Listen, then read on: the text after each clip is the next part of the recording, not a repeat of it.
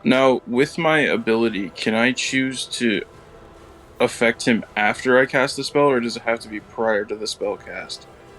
It has to be prior to the spell cast. It's its next saving throw that it's going to do. Are you talking about your cutting words?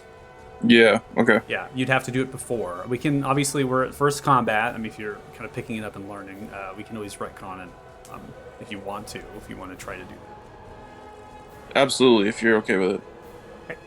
Go ahead and just kind of hover over it, and you can use your Bardic Inspiration if you want on it, just to expel the slot, and then I'm going to go ahead and roll the die Okay. already here manually, so I can add that to it. Let's see what happens. I believe right now at your level, it should be a D6. D6.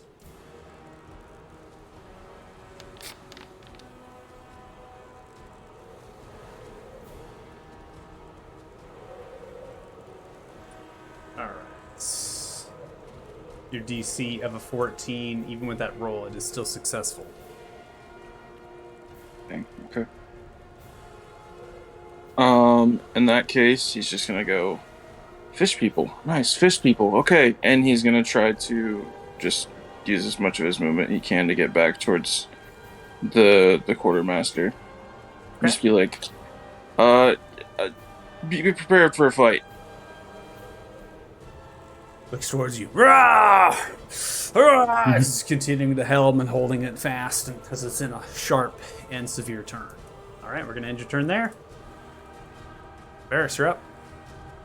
Okay, I'm going to move 5 feet right here, target the fish person with Maximilian's Earthen Grasp. Okay. So, I believe it prompts you for a template, which you can actually put underneath it, and then we'll give the saving throw roll.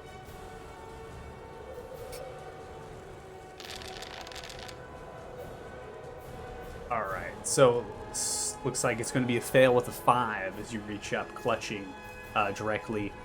Now, I will state something here. The Earthen Grasp, I'm going to go ahead and allow it, but just note that you need to have earth to be able to use this particular spell. you're pulling Okay. the earth out. Well, we're going to go ahead and flare it that you're kind of maybe invoking the dirt particles and gathering together across the deck, funneling them God, together the into a ship- hand. God, this ship is filthy. Yeah, filthy Just- ship. Filthy ship. As it begins to kind of wrap around this earth grasp. Now, on a fail, so as it failed, it takes 2d6 bludgeoning damage, and it's going to be restrained as it's now kind of grabbed. So I'm going to go ahead and put the restraint kind of effect upon it. The net is there. And I'm also going to take a damage roll of 9, which was dealt on the roll. It did roll subsequent damage, but we're going to take the first damage. 9 points is dealt as it kind of crushes it. You see the creature as it kind of like is grabbed by it and begins to kind of lurch itself and pull in a ferocious nature. It begins to let out these series of echoes from its mouth as it kind of is communicating in an echolocation type sense as it begins to send outwards. And then after that, I'll just look around, see if I see any other fish people from my point of view here. Okay. Then I'll end my turn. All right, ending turn. Now come to one of the ones on the left here of the top side of the boat, which, Tegan, you're the only one that kind of knows, except for you yelled out the quartermaster in a very general sense. It's going to be using its action as well as its movement to continue to thump up the side of the particular boat. Now, Maldor, this one is going to be using its remainder as well as it does. It basically slides itself over really quickly and aims its spear directly towards you and kind of points it towards your chest. Now, that's its movement and its action to get to that point. Zeph, you're up. All right. Well, targeting the one already wounded here, I'm going to just do the cleric spiritual weapon thing. Come on.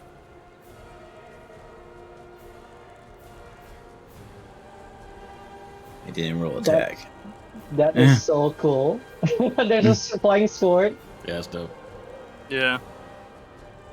All right, so I'm going to go ahead and make it And into roll. bonus. So it'll pop up on the HUD now for the particular token, but it's in the character sheet. So you should see it in the HUD now. You should be able to Alright. hover over it, press T, and then use it, and it should work. Now getting advantage for, I believe, from being restrained. It should still allow the advantage even in the spiritual weapon. It takes 5 points. Yeah, of it did it damage. automatically for me, so. Yeah, it should give it automatically to you in restraints for the spiritual weapon. It doesn't get flanking, but Yeah. it can benefit off of other conditions. So it takes 5 points of force damage as it crashes through on this particular target. So D8 plus 4, which is successful, and the modifier plus 6, which works. As it comes slashing kind of brunt into the shoulder, you hear kind of some cracking and squishiness of the cartilage of the shoulder, and the splinter kind of forms from that blow, a laceration of sorts, and begins to pour out this copperish blue blood.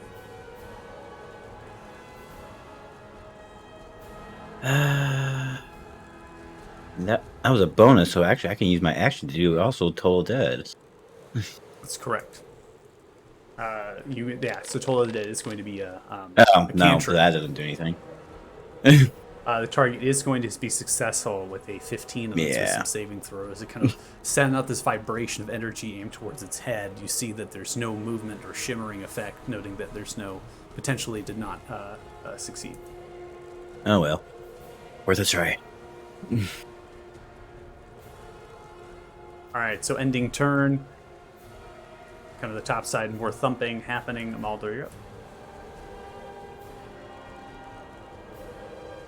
Okay, so you see Maldor start to sort of like, oh, no, I've got this. I don't fuck, like shit. And behind the one in front of him, you see materialize what would look like a clone of Maldor, except darker in features. Most of the facial features, masked in shadow, are missing, and giant, leathery, tattered, necrotic wings. This like just hulking God, that's monstrosity. fucking awesome. And you hear when the captain says "fuck," he meant it. Jesus, let's do this. And Maldor's going to take an attack.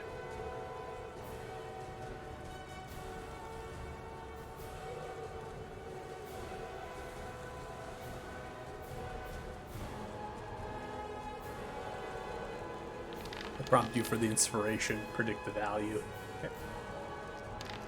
Not taking the inspiration, 22 is going to land for the actual strike. There's approximately 8 points as you had a reroll of And the then- 2. And then I'm going to unleash Incarnation. And the monstrous clone behind it is also going to attack. Okay.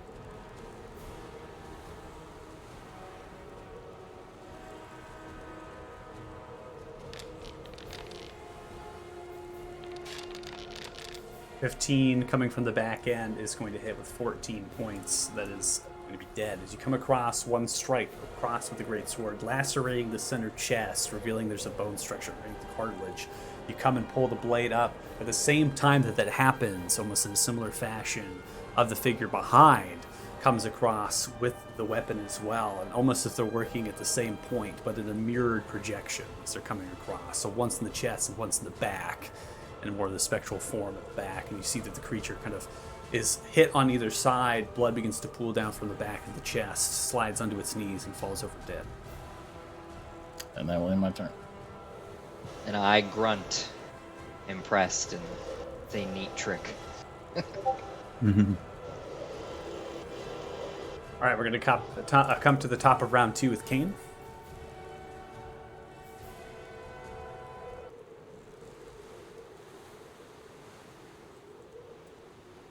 Okay. Kane will. Does Kane know there are fishmen on the other side? I believe Tegan, and the way you referenced it, was just telling the quartermaster to prepare for a fight. I don't believe you actually gave. Okay. Yeah, he didn't really have the Specifics. wherewithal to like shout out. He was just kind of nervously backing up and being like, "There, yeah, get ready." Then, as an action,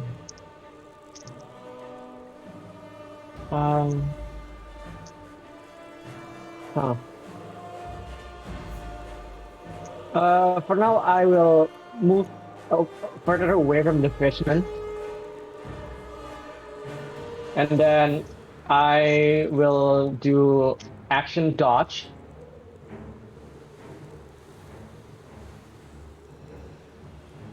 Okay.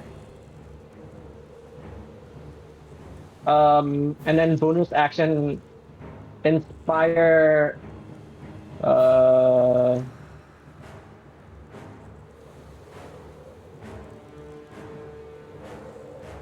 I'll inspire Lucar. I'll inspire Lucar. Okay. Are getting inspired for fronting in front of Kane and using the shield magic. Should be able to hover over, press T. It's still targeted on Maldor. Can you change the target, like hovering over and pressing T upon the token of Lucar? I'm afraid I can't. It doesn't allow you to do it? The direct viewpoint is still on Lucar. I tried pressing it on other people. It doesn't work. Okay, because it does sound like you might be lagging right now, so I don't know if that's happening. I can move. Yeah, you can move, so that's kind of interesting. Okay, so go ahead. Let's see. Can you select Lucar's token at all? I can see his name. Let me try this. There you go. I'm looking at the target button. On the screen. Okay, so using the actual target of the tool actually works, but apparently the hotkey might be bugged. So, okay, thanks.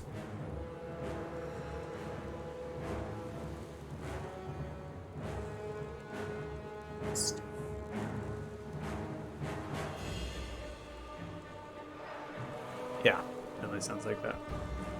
All right, so given the inspiration there, are you saying anything in particular to Lucar at all? That shield makes you look glamorous, but you can do this. Okay, and then Kane, it does sound like there is a fan effect happening on your microphone right now. So you can end your turn there. Lucar, you're up. Freshly inspired and shielded. Excellent. I'm going to stab the fish.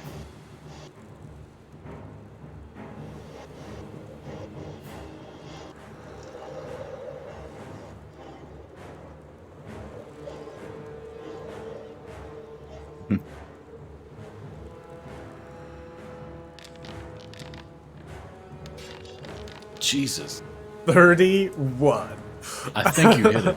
Oh, Lucar means business. As I do that, I let out this just pent up anger, guttural roar from being stuck on this fucking ship. So, I do have to state that is you look amazing, buddy. that's a critical. That's a nat 20. Off the inspiration dice. So you didn't need actually probably didn't need to roll the inspiration. You could have closed out of that window and kept the inspiration, but adding on to the value of 31. So 20 is the base roll. 20 is the base roll, 4, 2, so 26, 26 plus 5, 31. So it's a nat 20. So if it's a nat 20, that means you're going to automatically maximize the crit die based off of the weapon. And so you get one extra crit die, so the extra d6 there, and then that's maximized. So you're doing a lot more damage. But regardless of that, this creature, even with the damage that is assigned already, is dead. So as you come across, moving up 5 feet, striding, grabbing the greatsword out, coming for a strike, going into a side of its shoulder, cleaving into its breastplate, and continuing the slice, you carry all the way down through half of the creature's, half of its body slices off. Blue blood begins to kind of pool around it, still restrained in the fist, just the legs. You see the echo just start cackling. That dragon fucks, I like him.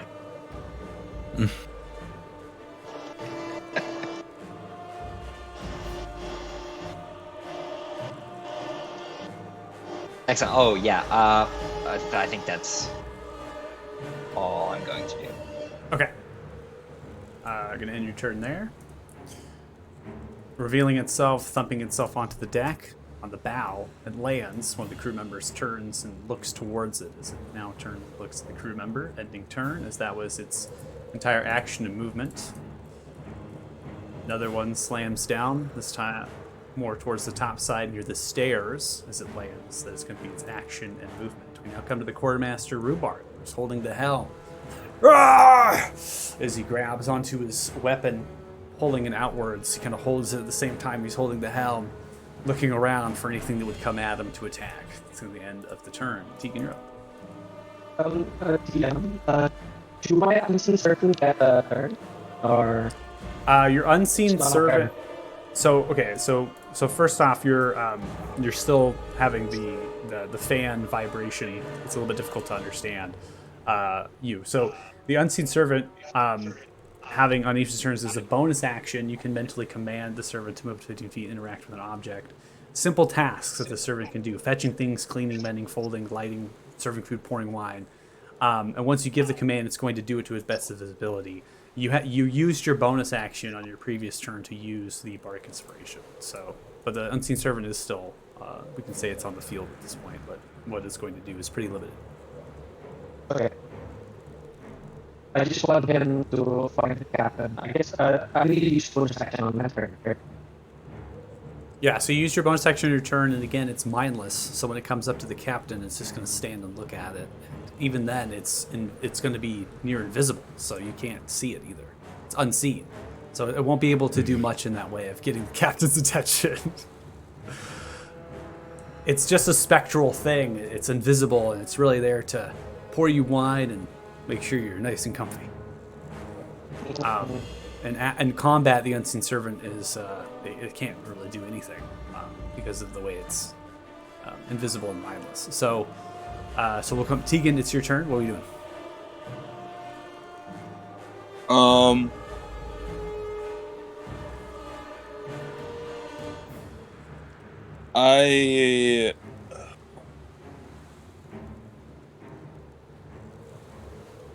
I'm just gonna go ahead and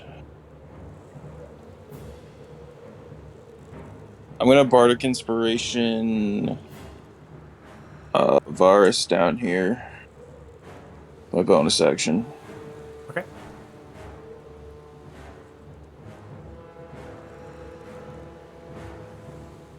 And when I do that, I'm basically just say, "Hey, I don't know what the hell's going on, but just get ready for these things. They're coming from everywhere." I got it. And I'm going to hold my action to when I see both of the fish people I saw on the other side of the boat. Once they both touch on the deck, I'm going to cast Shatter in between both of them. Sounds good. Take your hold action as follows. All right, so we're gonna end your turn there. We'll come to Varus. Okay, well, seeing some of these fish people up front, knowing that it's going to take a while for most of us to get to them, I'm going to go ahead and cast Magic Missile at the one in the front. Let me see if I can target it right here. So.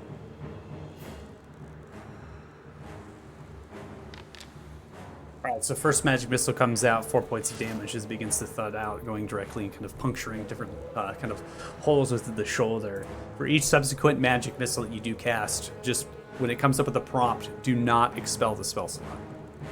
Okay.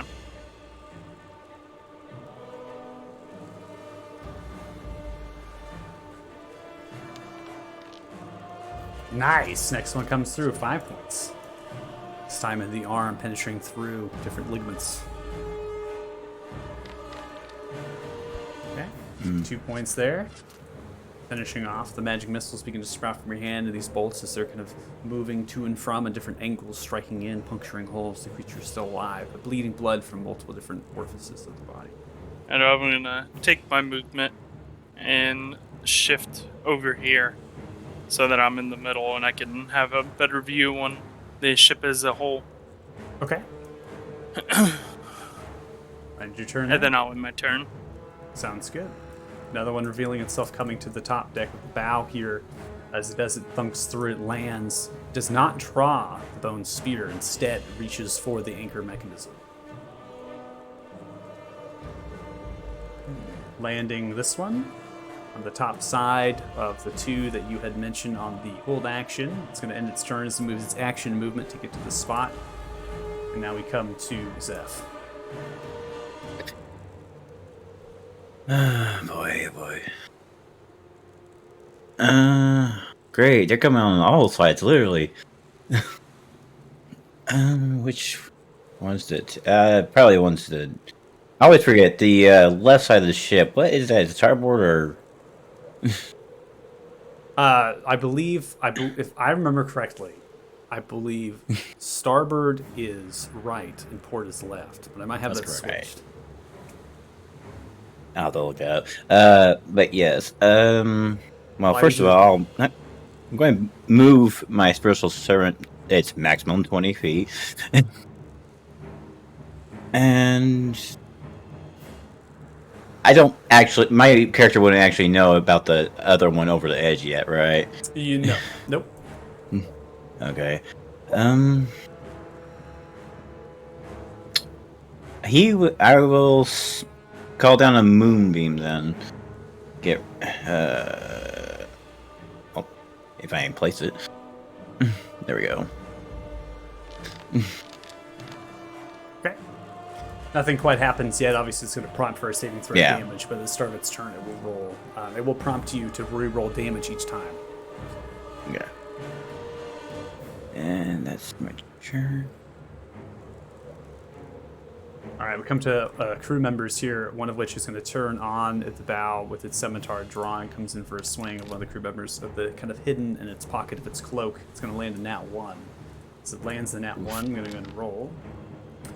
Nothing bad happens as it does. It strikes into the railing, gets stuck a little bit, uses the boot, and kind of kicks it out. It's going to be the end of that crew member's turn. We come to another one.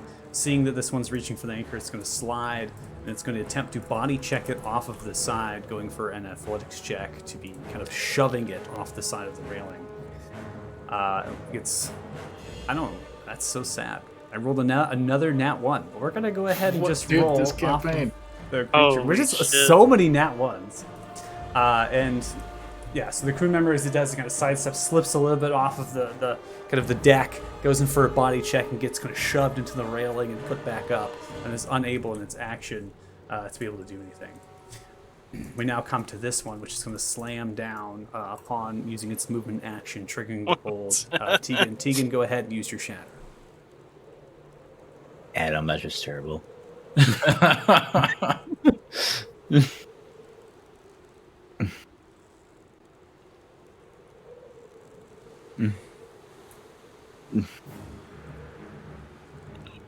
Trying to break the least amount of stuff, but it's kind of the nature of the spell, so. All right, so the shatter coming through, one of which is going to fail, the other one is going to succeed, and it will automatically apply the damage as it does kind of explode outwards and shatter, and you see the deck crack and the railing itself kind of go off. Also, you have the crane hoist mechanism, right, and that's going to get hit, kind of moved, but it's able to. Can I maintain its use position. my Chronos shift to make the one that succeeded re-roll? You can as a reaction. Is that what you're doing? Yep. Okay, I'll go ahead and Nice. roll the save. Timey-wimey stuff. All right, it's going to fail. It's going to take the remainder Nice. of that damage, which is going to be. Let's run that back. Okay. We So both taking the same damage as it would hold itself fast. You kind of reach out towards. You notice that its movement of its foot kind of in place to the actual ground, sustained from the blow. It seems as though it kind of rewinds and picks itself up now. Now it's off the ground as the spell goes off, and that is going to make it so it fails its Constitution saving throw. That's going to be the end of its turn. Mulder, you're up. Okay. So you hear from the echo, like, all right, give me another one, let's go. He's going to take his movement, which is 30 feet. then as a bonus action, Maldor is going to look to Lucar and just say, "Look after the small ones. I'm going to go help the crew." And as a bonus action, he is going to swap places with the Echo. Okay. I don't know if I have a button for that. Can I just swap the tokens? There's no real button I have for swapping positions in Right. space for the two. So I'm going to go ahead and drag your Echo onto your spot, and then you drag you onto the Echo spot. Okay. Okay. Ready? 3, 2, 1. Sweet. Whoa! There's probably a macro for that. There's a macro for everything. There's there's probably a backer for that. We just got to figure out how to get it in.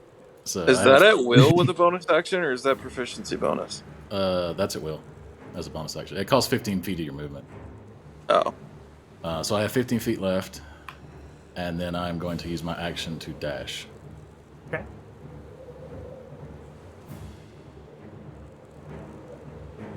And then that will end my turn. Ending turn. And actually, the Echo will vanish at this point because he's too far away.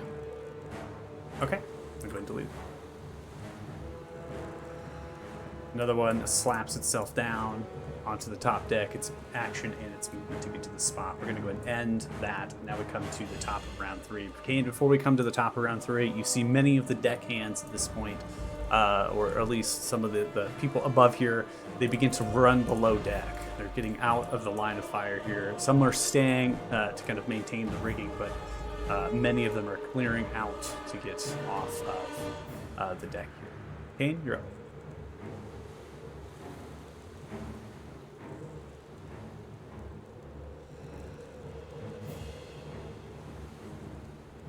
You here with us, Kane? His headphones. I was reading the plan, man. You're still helicopter.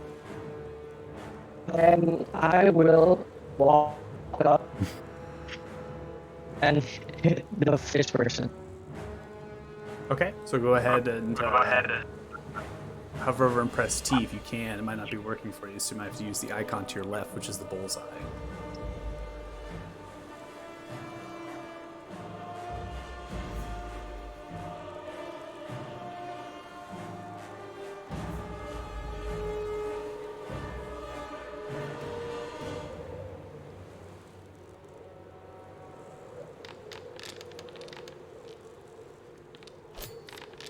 So swinging with the rapier of a 17, that is going to land as you do 11 points of pierce damage, stabbing directly through the center chest, pulling the blade out. Can I smite that?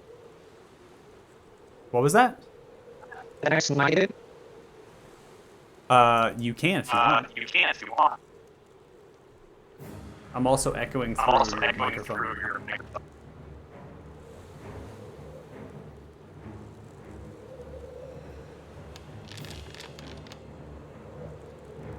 Okay, so 21 points total. Your blade kind of glows with this energy of radiant light, gets imbued to the strike, searing as it kind of plunges outwards, and it smells like fresh seared tuna.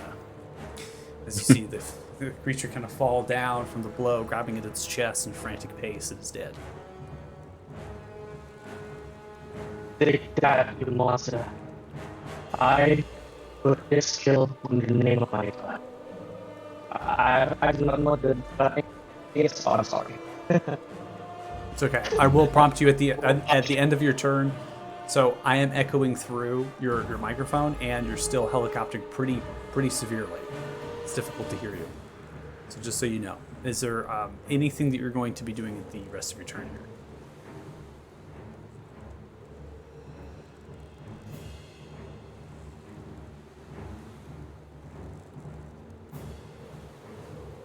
Jerry? No? Okay. No. Okay. Lucar, you're up. Okay. So I am going to attempt to move in between the two on the upper deck that might be coming down towards Zeph and Varus. Okay. You have the ruler tool out. You can hit spacebar though with the ruler tool, and it will move your token with that. Sweet. Okay, and I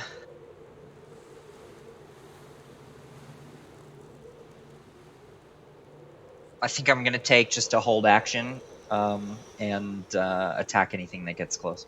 Okay, attack whatever gets close. I like it. I will say, Steven, that the music comes through when your microphone's open. Just that way. Roger. All right, so now we come to the bow, the top deck. This creature fixated on the crew member is going to take out its kind of spear-like weapon and come in for a strike directly from the center chest. As it is, it's going to land a nat 20 against it. 12 points of damage as it goes directly through the chest, piercing all the way through into the railing as it punctures. It pulls out its teeth and it grabs into its throat and rips out a large bite of its throat and eats the flesh, pulls out the rest of the spear, and throws the body overboard. You see the crew member, a large splash, disappear into its waters. And now it turns with 4 arms, kind of hulks down, looking left and right. Notices that you are continuing to move into its presence, Maldor, and now charges forward. Action already taken, ends turn. This one is going to run, moving on all 4s, or I should say all 6s for a little bit, as then it picks itself up, and it's going to go in for a strike towards you, Lucar, kind of in a running kind of leap towards with the spear. It's going to trigger your hold actions to go ahead and swing.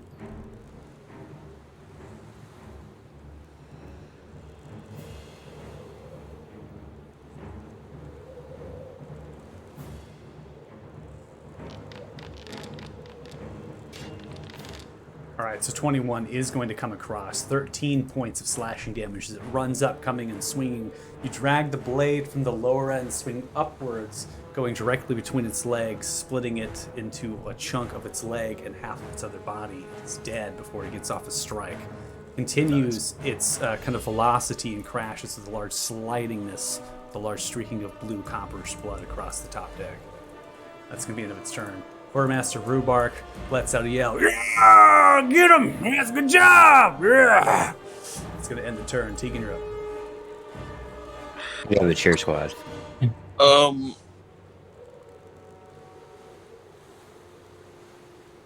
Again, do I see?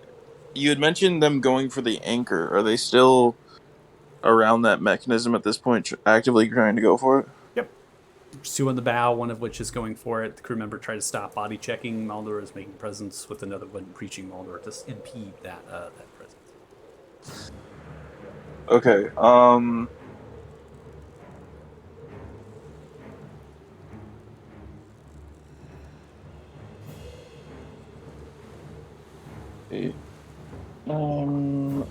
having trouble moving my camera back at the moment.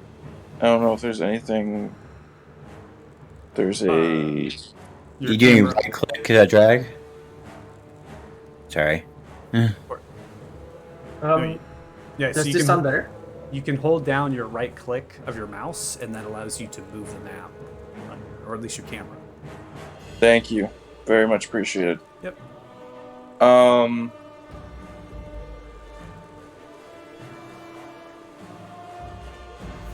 Seeing what's happening, he's gonna yell out to the. I don't think he really conversed with everyone that much, so he probably doesn't know names. He's gonna say, "Don't let them get to that anchor," and then he's gonna turn and he's gonna bonus action burn one of his bardic inspiration to use his cunning words on the one that is the one that was affected by the shatter. Okay, so the one currently in the moonbeam is the radiant light of this pillar kind of shedding down upon the actual, from a space that's just above, and it's shedding down, exploding into the actual ground. It's ripping apart bits and pieces of the wood and the railing. You use your cutting words, and it's like kind of looking in the direction of you, anticipation of what you're trying to say. We'll take that roll in its next saving throw. Yeah, I'm gonna go ahead and use Dissonant Whispers again at first level. Okay.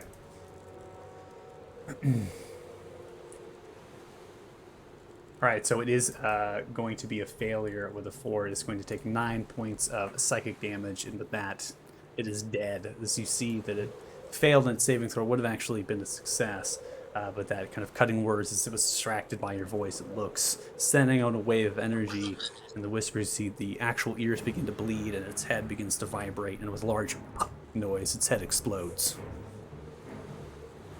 Yeah, with the distant whispers, he just hears in his head, "You're gonna die. You're gonna die. You're gonna die." And I'm going to take off towards the towards where the anchor is, as far as I can. And then that's gonna be my turn. All right, Varys, you're up. All right. Well, hearing that we need to stop them from getting to the anchor, I'll probably go ahead and use my movement to get as close to the anchor as possible. And then, seeing that Maldor has this one handled, I'll target this one and let another round of magic missiles fly. Okay.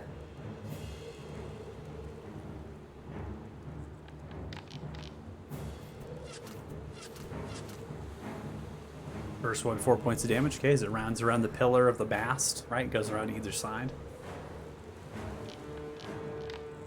Nice. Getting good magic missile rolls here. 5 points comes across another kind of slew. Nice. Yeah, nice. That's a lot of damage from magic missile comes across. Nice. Missiles are flying around at arced angles right to the left and right of the mast, as well as I got you, Maldor. and this particular creature. Striking it, takes the blows, use the railing as support, but is still alive.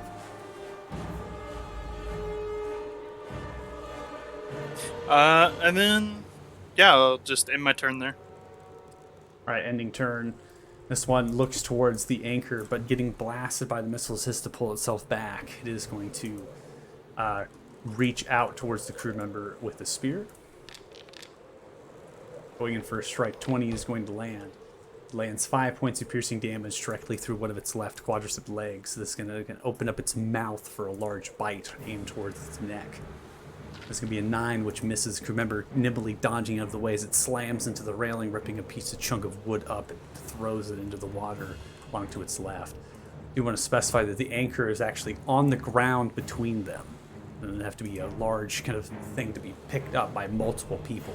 Potentially this creature has strength 4, but you're unsure. Ending turn. Come to Zeph. Well, I think all I'm going to be doing this turn is trying to move my summons close enough. Everything's so far away. I think that's about as far as that one can go. Actually, no, wait. Where? Can't go back. Where was it? Roughly. It's 20 feet somewhere. Right about there, I think.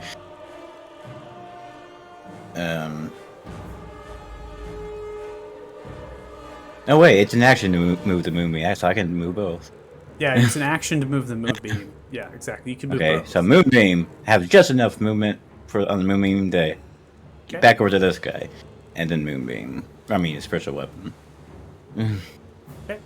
Just getting things And moved then around. And then I'll move myself. It's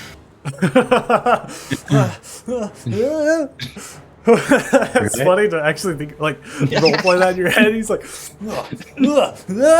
like running at the same time. How's that go one more time? He's like conducting a symphony while he's sprinting across the deck. It's So great. yeah, say you can go there, you can go there. Now I go there. That's awesome. Okay. Gonna end your turn then, and you'll come to. Oh, sorry. No, you're good. You're good. Come to the crew member. The crew member is going to take out the scimitar that it has, coming for a slice. 14 is going to hit into this creature. 3 points of damage as it strikes into its left shin area. It slices down, striking to the deck, picks itself up. Remember, still alive. Although you're up. Okay, so Buddy's back. I'm back! If you're going to plague me with your presence, at least make yourself useful. And so Maldor is going to take an attack on the one in front of him. Okay. If I click the right token. I'm gonna have him re-roll that. Okay, Nice. using your reaction to reroll, go ahead and swing again. 22. Much better. It's going to re-roll the 2. Unfortunately, got a 1 on the re-roll that does 11 points of slashing damage upon the creature, striking through. You cleave into one of its arms, splintering it. You notice it's still alive, blue blood pouring from its And then I will unleash Incarnation, and the Echo is going to attack the other one. Okay.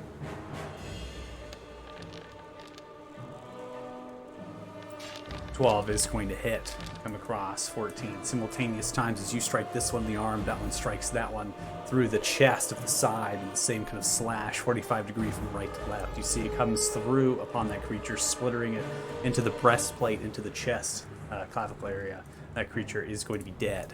As you notice, it kind of pulls through the blade, the creature slinks down, falls on top of the anchor with blue blood kind of pouring down. I'm going to Action Surge, Okay. and I am going to attack the one in front of me again. Okay.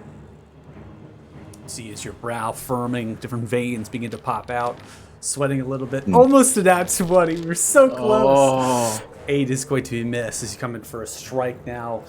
Aim for a top down. It takes out the spear and kind of parries the blow, swinging the blade to the side. And that's going to end my turn.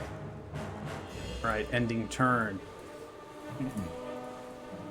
One reveals itself on the back stern side as it now comes up the entire side of that. It lumps down as it does as it raises its spear, looking toward the quartermaster. The quartermaster is unaware of the particular creature that came up behind. It's holding the weapon, holding the wheel, turning it, and attempting to do what it can. Ending turn. We now come to the one to the moonbeam. I'm going to go ahead and roll a Constitution saving throw. Please roll moonbeam damage.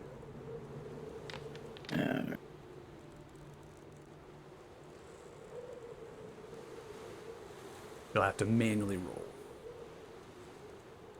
That would make more sense. We just gotta roll from the dice tray. Yeah, there's no way. Yeah. 3. Oh my goodness! And it succeeded. Right? And it succeeded. It's gonna take 1 point of radiant damage. It's gonna And pull it dies through. horribly. As it kind of now sheds itself from it. It saw you move the effect and running up and looks towards it. And Oh. notices it's kind of a large crowd on the northern side. Its attention now is on Varus as it moves on all fours. That's going to be the entire of its movement speed as it was difficult terrain to hop out. It then is going to take its spear aimed directly towards you, Varus. You did use your reaction on this turn. 10 is going to be a miss as you dodge out of the way of the spear strike, directly aimed to your center chest, pulls it back.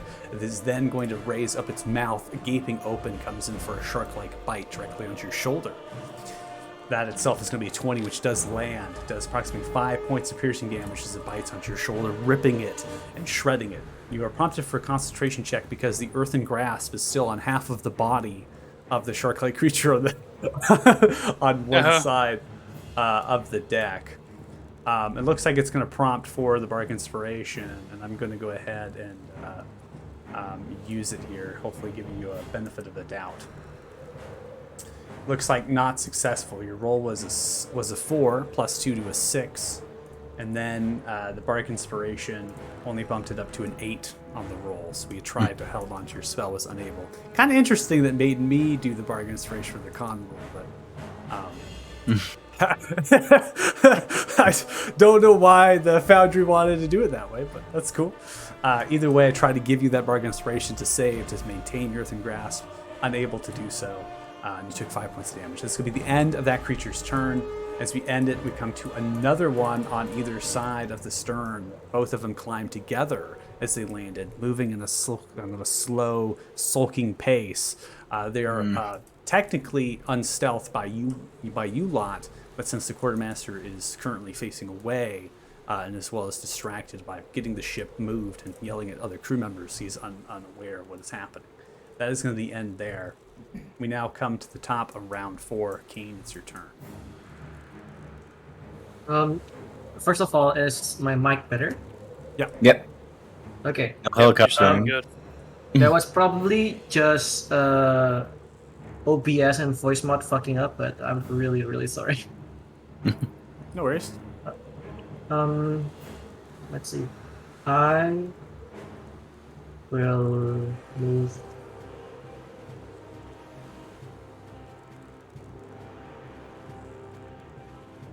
Do I see the one in the back? Yeah, so you all see the two hop up on the stern. I mean, the quartermaster currently is occupied, but none of you. The only person that potentially couldn't see this would be Maldor, which I don't know if Maldor would even care, right? Being on the battleship at this point. So you all there's no enemies in front of you. Varys, that one had yet to come up to you, right? So you were able to see back behind. So with your passive perceptions, being able to look, you were able to see these creatures. I guess I will action dash, and then bonus action. I'm gonna tell the unseen servant to play me a song. Okay. Bonus action to play you a song. Sounds good. Bonus action action dashing. So 60 feet be your movement speed here. So who doesn't want some ambience during combat? Ambient.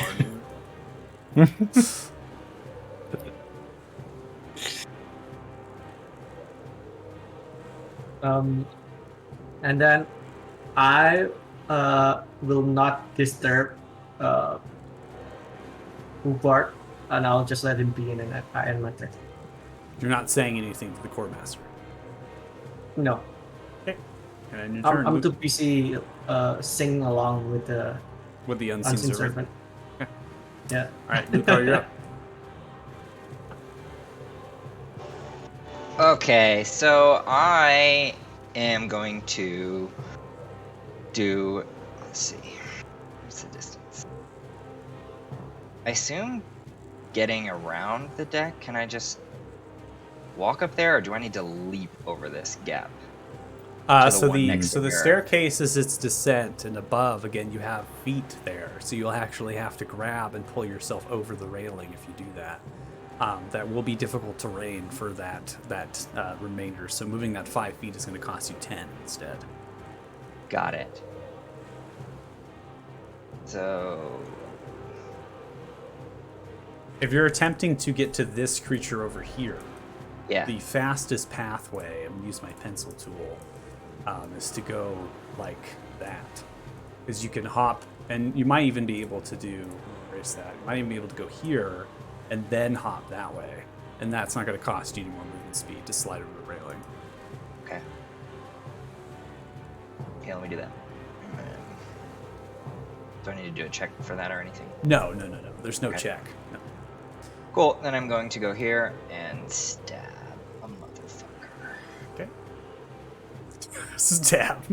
Is that what Lucar says? I'm stabbing you, motherfucker. My I'm That's just my over first here level, like, get his first level ass. paladin spell, stab motherfucker. yes, and in the mechanics of this, I'm going to attempt to like skewer it and lift it over my head, sling it back behind me. Okay. How much damage we can get here? 22 hits. Nice. It's gonna reroll. Still gets a 9 points of slashing damage. That is going to come across. You're able to stab in, but you're not all the way through the creature. You haven't gotten all the way through enough to lift, and so you can pull the blade out. A little bit outraged, you were unsuccessful. Pissed off. And that's gonna be it. All right, ending turn. We now come to the one kind of facing you, Maldor. This one is going to take its spear directly towards you as it comes in for a stab. Aim towards your left abdomen area. 6 is going to be a miss as you kind of just pull out of the way of it. Then it reaches out its bite, aimed towards your left side of your neck. 22 is going to hit. That's 2 points of piercing damage as it just kind of grazes with its shark-like teeth, kind of razoring and lacerating your left neck. That's going to be the end of its turn as it maintains its position. We now come to the quartermaster, Rubark. Ah! Come on, lads! You're doing great! Great work! Ah! Thanks.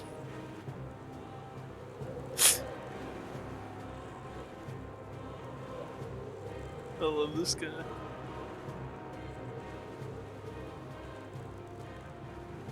You with us? You're muted right now on Discord, Brendan. So.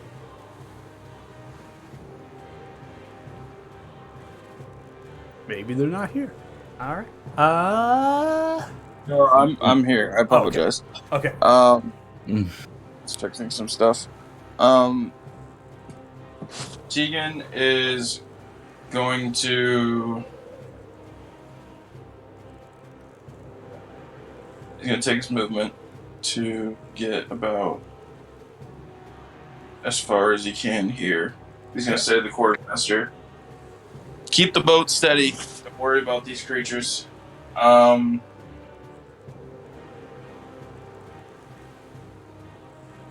And correct me if I'm wrong. There was in this back corner. There was two like on top of each other. They just went side by side. They're up on the stern. They just hopped over the railing together. These two right here. Oh, never mind. The icon was covered. Gotcha. Yeah, we're just gonna go shatter again. Okay.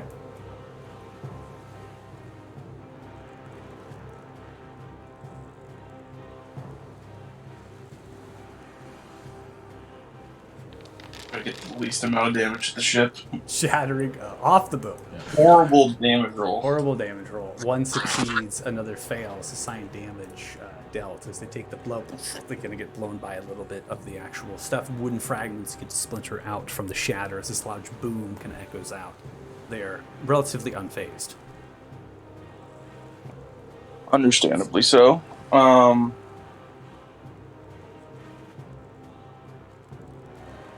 And as a bonus action, I'm going to. If it will let me.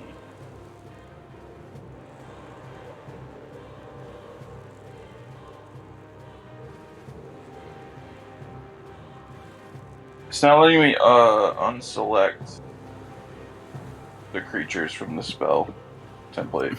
Are you attempting to target somebody else? You just hover Yeah. over and press T. You don't necessarily need to select anybody to press the target. You just need to hover over and press T. Don't know if that... Seems like you were able to transition. Yeah, no, it was just lagging. That's why. Okay. Yeah, I'm gonna inspire Kane. And I'm gonna say, keep him away from the quartermaster. Sounds good. All right. Gonna go and end your turn there. Barrett, you're up.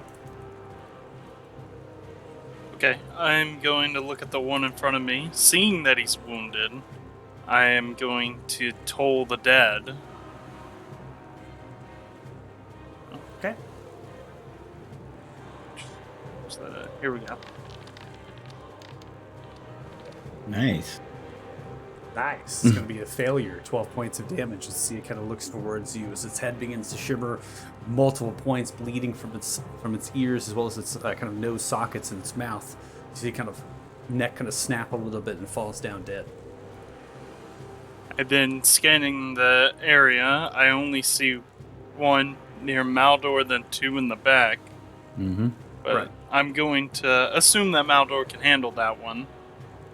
And run towards the back. Make my way. Yeah, using necromancy right next to your paladin. Just fucking deal with it, brother. It runs off. Okay. We're going to go ahead and end your turn there then. We'll come to Zeph. With Zeph, it seems as though your movements here, you're going to have to... they were there, now they're not. You might have to continue to move again. We'll see.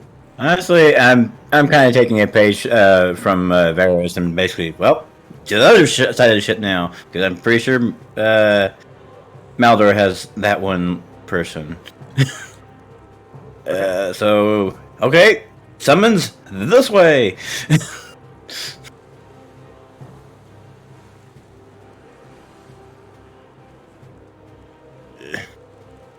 Yeah, I'd be over there. Yeah. Okay. And now I'm B. There we You go. also, by the way, your movement speed is 35 feet. FYI. Oh, is it? Yeah, Oh, so that's well, based then on you're using the racial stat block for the new book, Air Genasi Right, right. 35. Nice. Right. So you're going to end your turn. We'll come to crew member. Crew member sidesteps a little bit kind of between the edge of the railing. The anchor mechanism goes in for a strike of this blade towards the one on you, Maldor. That's going to be a 17 to hit. That is going to land, slicing 4 points of damage across the right bicep area of one of its upper arms. It's not dead. It's going to end the turn there. Maldor, you're up. So Maldor just looks at this thing in like disbelief, like, you just bit me. And he's just gonna stab it. Why you just stabbed me? 15 is going to hit. That does approximately Damn. 14 points of slashing damage to Damn. come across, directly splitting its head into 2 pieces. It's dead. This guy's Takes the crazy. blow. You kind of see it kind of flop a little bit and kind of gyrate as it does. It topples over dead. All right, and the Echo is just gonna start moving towards the other way. Okay. Yeah, and Maldor will too. Okay. That's gonna end my turn. All right, as you end your turn, you see these two on the stern as they were hit by the shatter, and they're looking directly at the bow, and they see the multiple amounts of bodies. They actually turn, and they jump off of the ship. You see them just dolphin diving off of the edge, disappearing in sight. As you That round, can't be good. as you round the turn order, we're going to go ahead and break combat. We're going to go ahead and pause our music. Here, time is still. So as they jump off of the boat, you hear the kind of the splashing deep of the water, the waves crashing. Now it becomes apparent as you hear massive amounts of thunderous roars as you stretch, looking the ship now at a southern kind of eastern direction, still tilting in its large swooping angle. The wrecker is attached to this dragon as it's almost kind of pulling itself into the boat and ripping it apart with its massive talons as wings kind of hover, pushing the actual waves and the water from the thrust of the wings. You see as the Kraken is kind of continuing to splinter, eventually the ship is in 2 pieces, unfurled in itself. You see now the dragon opens its mouth with this white and bluish flame as it erupts from its mouth directly onto the ship, continuing its onslaught upon it. The quartermaster yelling outwards. The captain now runs up to the top deck with the crew and passengers secured below. He looks towards the wrecker in disgust. Oh my God. Oh my. Paelor, 1,000 blessings. You've praised an itty deity, now's the time. Maldor just Oh, boy, points I do. to the fact that there's a dragon and a Kraken. He goes, "Is that normal here?" It's not normal. Not normal in the slightest.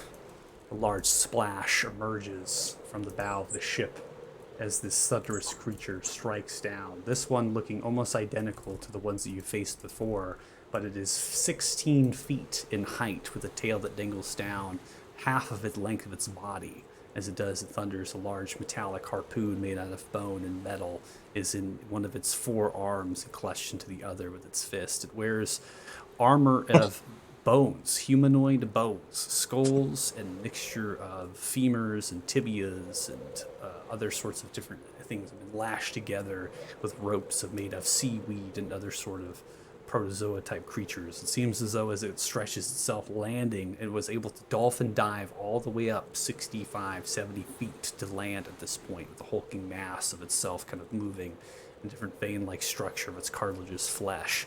It stretches and takes its weapon, stomps it into the top deck as a thunderous voice emerges out towards you all. Bring me those that are chosen. It smiles directly with a large toothy grin, looking left and right. As it yells that out, we're going to go ahead and pause, and we'll go and take our break for the session today, as the combat lasted quite a bit long time, so it's a good time to take a break, use the bathroom, get a drink, whatnot. So if you're watching the stream, thanks so much, really appreciate it. We'll be back in 10 minutes or so, so 1:50 p.m. PST. and look forward to seeing what happens next. Awesome. Be right back.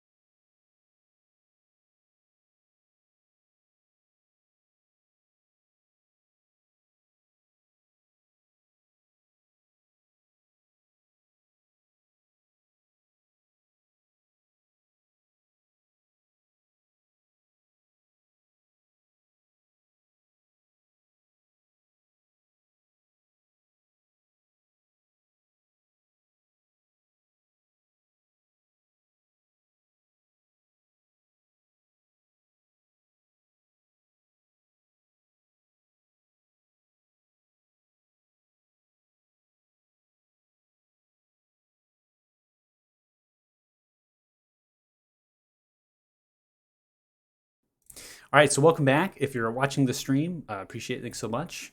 Back with Group 7 here for the kind of the last hour or so of the session.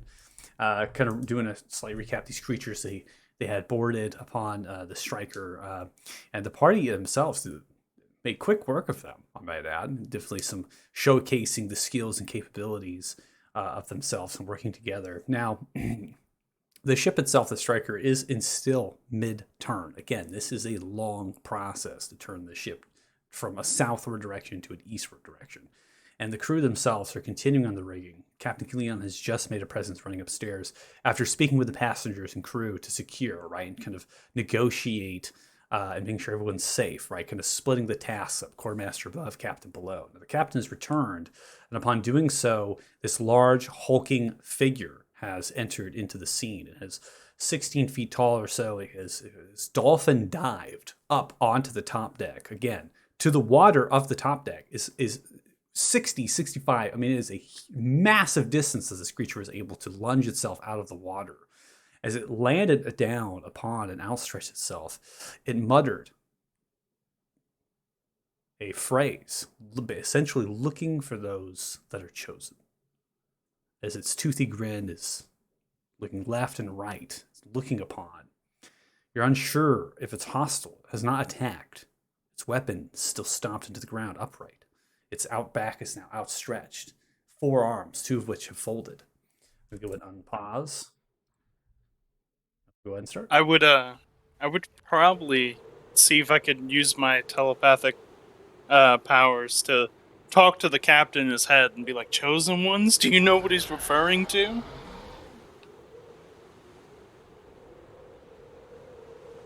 But we wouldn't say it out loud. It would just be in his head. In his head, and you're doing that. Which where are you directing that into your head? Towards the captain. Okay, the captain. I just wave towards him to show it's me.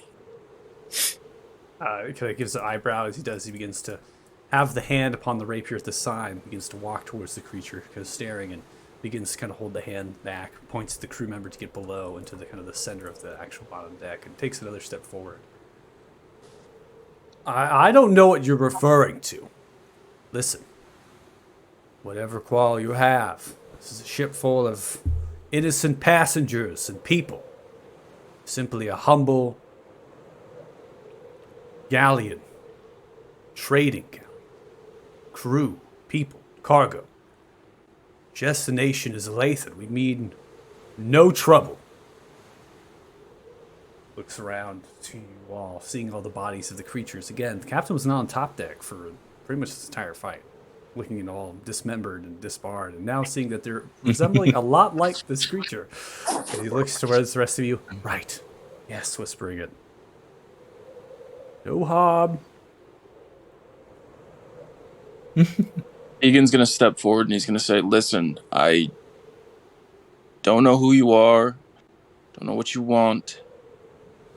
There's been a lot of bloodshed here. There's a lot of shit going on right now. Not exactly in the right mind. I don't think any of us are. Whatever you need, please let us know, and we'll be happy to give it to you if that means you leave us alone. The people below deck are, like the captain here said, innocent people. We can just go our separate ways here." I turn and share a look with Maldor and say, "Kill it?" ? Strides up 15 feet. As it The does, Echo moves launching and its attacks. feet. You see the shatteringness. Echo is going to get to this position here, moving 10 feet, coming up, going to the attack. Everyone roll initiatives. Well, Drud.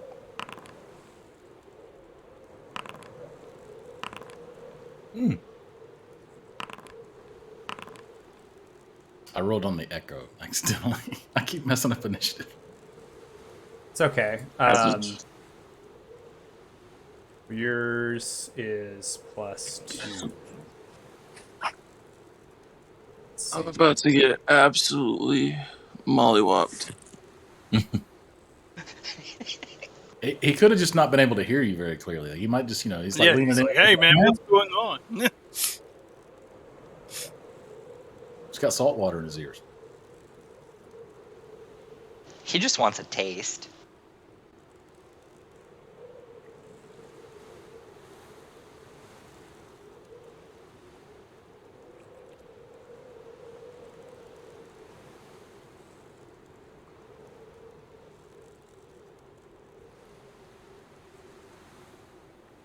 All right, we get in combat. Round 1. We start with Zeph. Fun.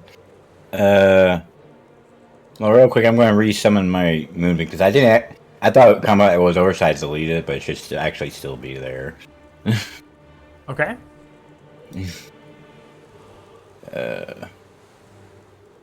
So it should be So, over here. Yeah, just don't expel a spell slot to get the concentration Yeah. not back up. I will state, though, that the moonbeam only lasts 1 minute. Yeah, it should be pretty close to the end of its life cycle, but Yeah, so I'm gonna go ahead. I'm gonna go ahead and say that you might have 2 rounds off of it. yeah. But that is Anything That's all could I'm gonna help. get. Yeah, I'll give you 2 rounds on it. Which, what's that measurement?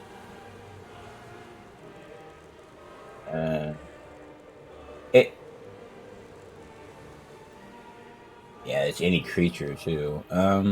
Yeah, so you have I'll to be. move. There's a lot of friendlies there.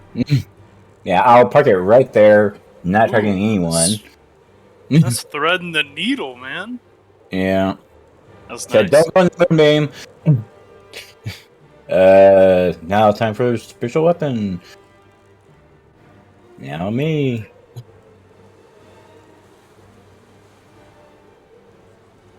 Alright. I guess that's it for me. Okay, we're gonna end your turn. Seeing the echo move up, it's gonna take one of its multi-attacks with its claw swiping through. It's 21 to hit. Slicing through the echo, doing 10 points of damage. The echo just kind of vanishes as it strides and moves through in this etherealness of energy. Kind of clutches its claw, looking and smirks. What trickery is this? Grabs its spear, its trident aimed towards Tegan, goes in for a stab. It's gonna be a nat 1.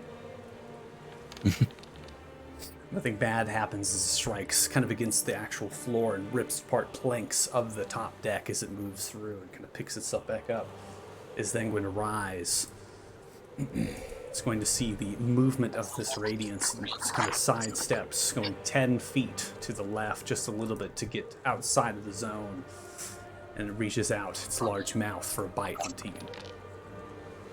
That is 23. That hits. Tegan take 9 points of piercing damage as it kind of nips around at your back as it able to kind of sidestep and come around, lacerating it, and it picks itself back up and clutching towards the railing as it speaks. My master commands. What my master wants will be achieved. If not, give me the chosen ones. Then your ship is doomed. Smiles. Tegan's just gonna say, "You asshole! Shut up, Jesus!"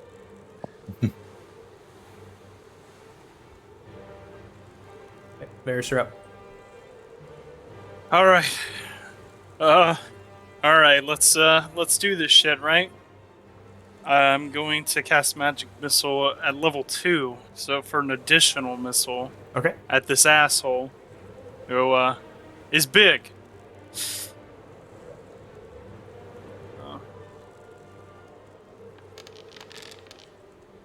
Nice. Nice. 5 points still. Come across. Go ahead and throw them out. 3. Like it. Got 2 more left here.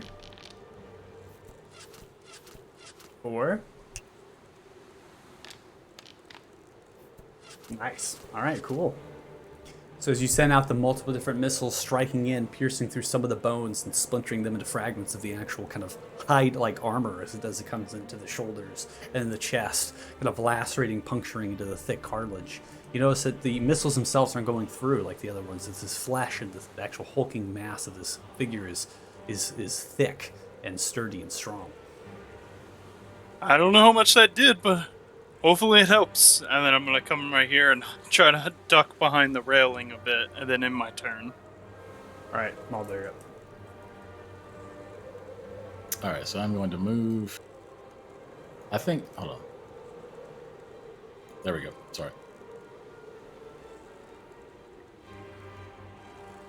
Move into position. There, you can see there's just like an anger building up in him that kind of came out of nowhere because he's always been super calm. And as he moves into, You're muted. We can't hear you. really, Can you Yeah, hear me now? you cut out. Yeah. You were Oh muted yeah, I one hit it wrong. sentence. But I apologize. So anyway, you see there is an anger welling up in him, just suddenly sort of out of nowhere, and he doubles over in pain, and he just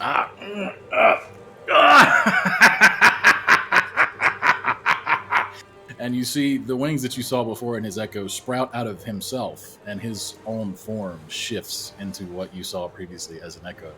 And I'm going to cast Necrotic Shroud.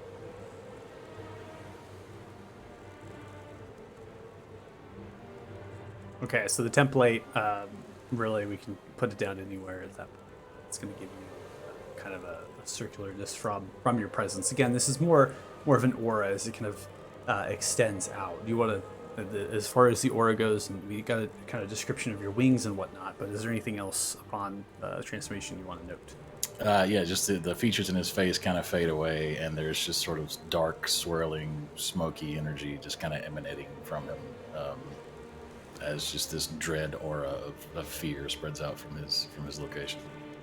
Okay, so as you send it out in the wings, since they kind of sprout outwards, you notice that particular creature in front of you, the large hulking mass, as you move, is now afraid and frightened as it kind of pulls itself back from the look as it kind of looks. But there's something happening to it where the smell of blood, particularly from you, Maldor, and you, Tegan, as it smells, his veins begin to kind of curl on itself. This blue blood begins to pump, and its eyes become bloodshot with 3 different eyelids. As it does, it becomes almost into what is referred to as a blood frenzy, as it kind of begins to kind of move and shimmer its head. I'm unsure if the frightened is going to have any effect, but we'll see. And then as a bonus action, you just see the echo reappear again behind it. And that will end my turn. Now there are effectively 2 winged, scary things just flanking this thing. Okay. All right, ending turn. Now come to Kane.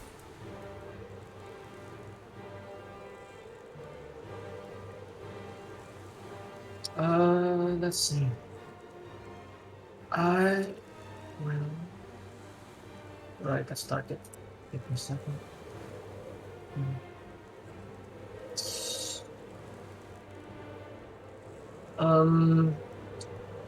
I guess I'll dash and inspire.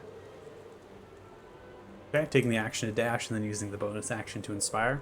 Go ahead and make your movement first, and then you can use your inspiration on who you want. You'll see Kain starting to get tired running from one side of the ship to the other of this big galleon. He'll like, they're not giving me enough wine for this. Well, let's get onto it and get drinking later. But let's kill that fish and get some tuna first. Come on. I inspire. I'll inspire the captain. Okay. Go ahead. I expect him to give me wine later. Inspire the captain.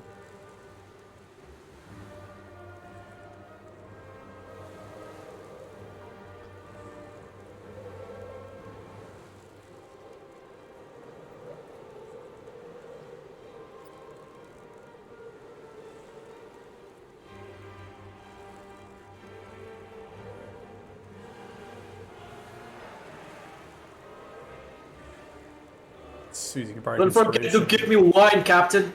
And then I end my turn, I think. Okay. How many bardic inspirations do you have left?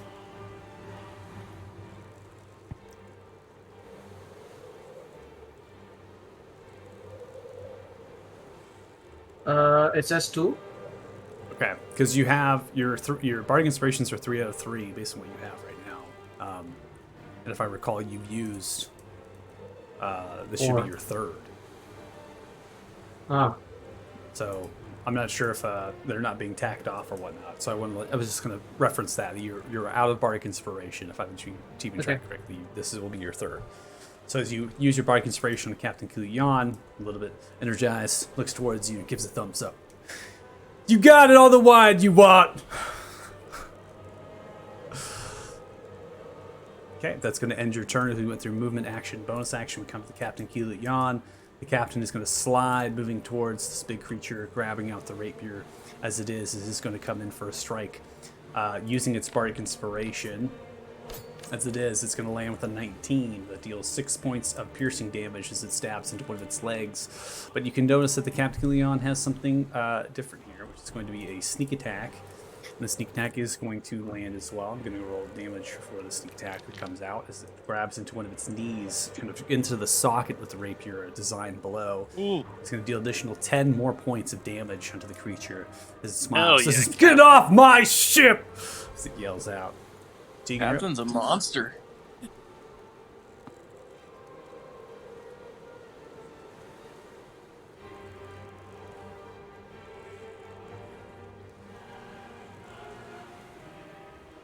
You here with us, Brendan? Oh yeah, sorry.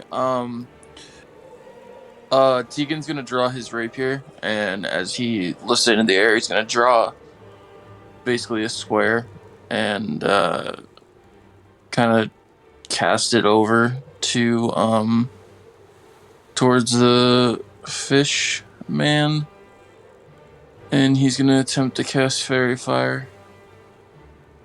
Okay.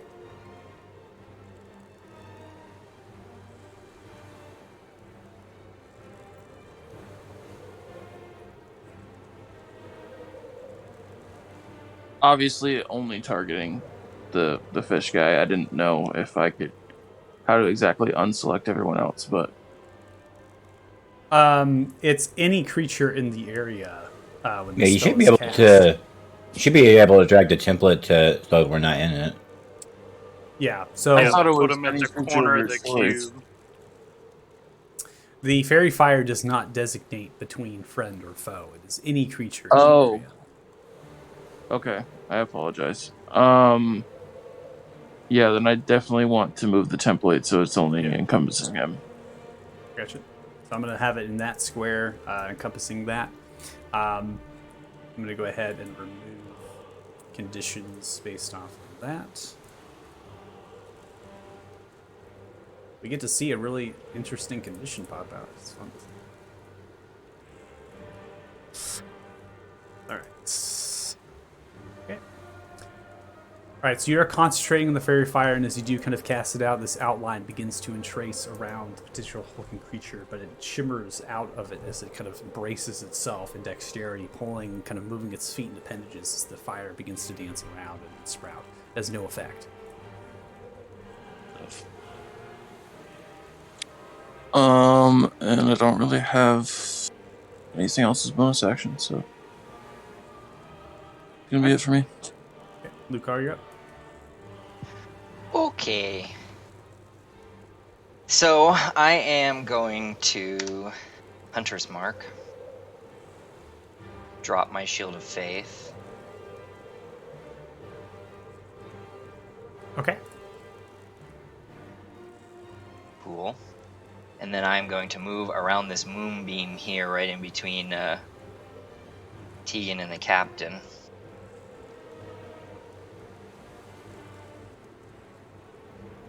And I'm going to do a Divine Smite attack with my greatsword.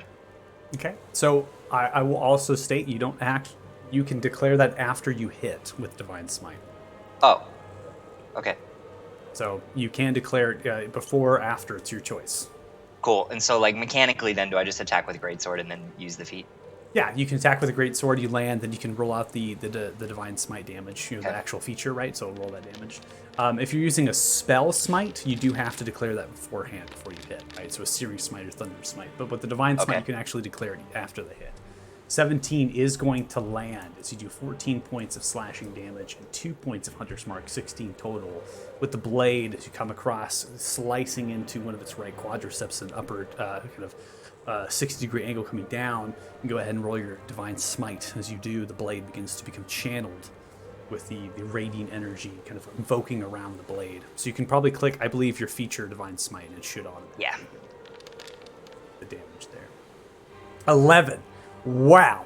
That is so much damage at 3rd level. Are you kidding me? 16 plus 11. 27 points of damage. As Lucar, I'm going to probably imagine you let out a roar and you come slicing across one of its legs, splintering it directly into its through the cartilage and then to the bone. So you kind of crest and sears through with the smite as it pulls through the radiant damage. As I do it, I send him a telepathic message saying, "Your master's next." Okay. As you send that out, it looks towards you, telepathically speaking back. You can try.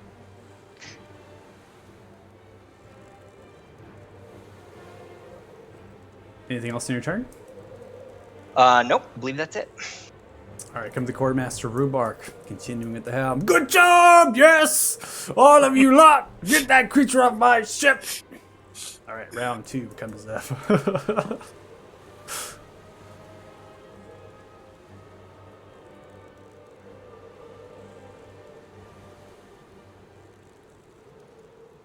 You are muted right now. I thought I unmuted. That's weird. I have probably get one use out of this turn, but I'll move it. Hopefully, get some damage next each turn. Okay. This pillar of radiant light explode down from the top end of the creature, splintering different fragments are being kind of pulled upwards towards the light. And they remember correctly, spiritual weapon and the moonbeam were summoned in the same round, right? If I remember correctly, your spiritual weapon was summoned. Or no, it was first, Your yeah. spiritual weapon was summoned the round before your moonbeam. Yeah. Let me see. Uptime for your spiritual weapon should be a minute. So your spiritual Yeah. weapon most likely ended by this point. We can keep it on the Yeah. board if you're going to recast it, but if not, I'll have to. I don't have any more second level, so. Okay, I'm going to go ahead and move it then.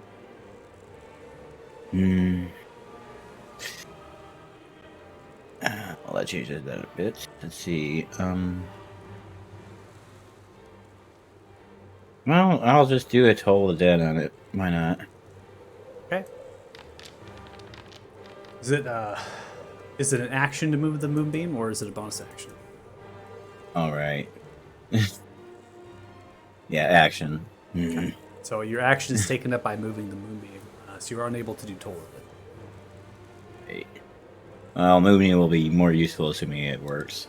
So, I stay put then. So, Okay.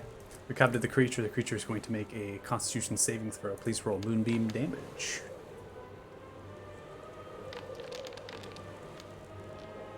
man, 3 points of that's literally the same roll. It is going to succeed on its Constitution saving throw. It takes 1 point of radiant damage.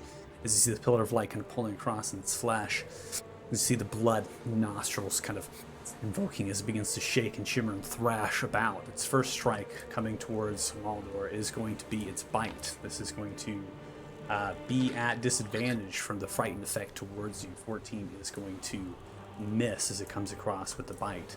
Now in the blood frenzy is going to take one of its claws, swing towards Tegan. This is going to be a normal roll, even though it is frightened. It seems to be negating the effect of its frightened. The smell of your blood as it's tracing with its bulging eyes. It lands to the claws, striking across your chest. 11 points of slashing damage as it comes raking across. And then it's going to take the trident, swinging it back and forth, aimed towards you, Lucar. Lucar, you are undamaged as such. It does not actually get the blood frenzy kind of thing that because the smell is not triced towards you. Disadvantage of the frightened is going to land in nat 1. Swinging this trident, landed I think in nat 1 before its trident, which is really funny. And as it does, it kind of splinters into the ground. It's just a bad miss, and it pulls itself up, shaking its head. As it does, it looks backwards, thinking about jumping off of the boat, but snaps its neck, aimed towards the black cloud, and looks, and his eyes glow just slightly with this purple and pinkish light. As it does, it smashes its eyes back down, looking towards you all. Ending its turn. Varys, you're up. I'm gonna take my movement 30 feet this way. And if I used a catapult, would I hit any of my allies, or? The creature is significantly tall compared to all your allies, so you do Okay. not. Yeah, your line would be at an angle up, so you wouldn't hit any Okay. of your allies. So I'm gonna target it with a catapult, All right, throw a what- barrel at his dumb face. Throw a barrel. Do a barrel roll. Do a I was barrel. about to say it. Great damage. All right, it is going to succeed with a 21. As such, the barrel flies off into the distance, off the side of the ship and into the water, because there's no other target afterwards. Oh, shit. And then I'm gonna just, be like, damn, that's unfortunate. And then in my turn, And in your turn, we now come to Maldor. So the necrotic form of Maldor and the Echo have just been cackling this entire time. He's almost enjoying it at this point. My turn. And he's just going to take his attack. Okay.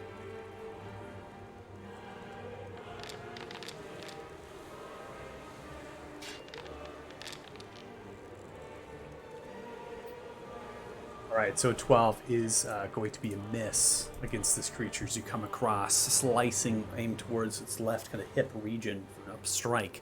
It goes into the bone and the fragments of the armor, but does not go into the cartridge's flesh. All right, and that's going to end his turn. All right, Kane, you're up.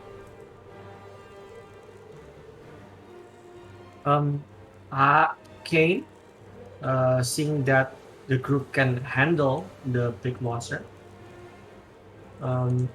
he is going to get up the railings, standing on the fence, and then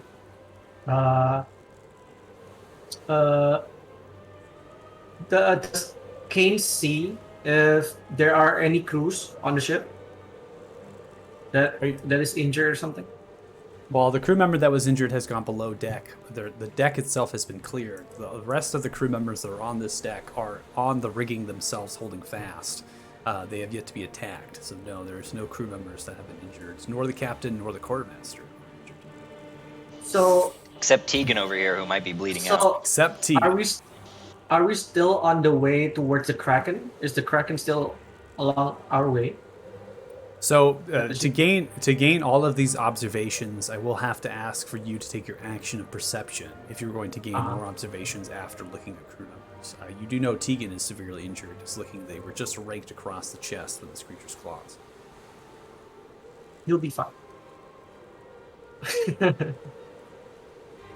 I'm more afraid of the Kraken that was on our ship's way rather than anything.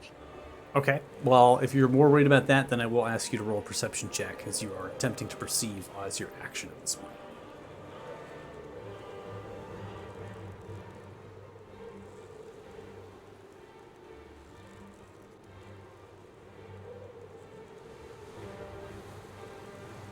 Roll a skill check for me, and then 20. So as you perceive about looking, the ship itself is not in easterly direction, is split. It's going southeast at this point, still in turn.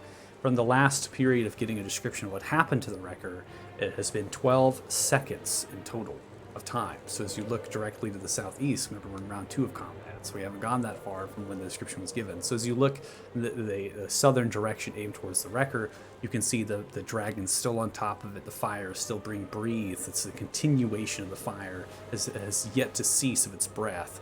And you notice there's kraken tentacles that are whirling themselves around. Seems to be that it is not here. Again, though, distance-wise, you're looking at about 0.35 miles at this point.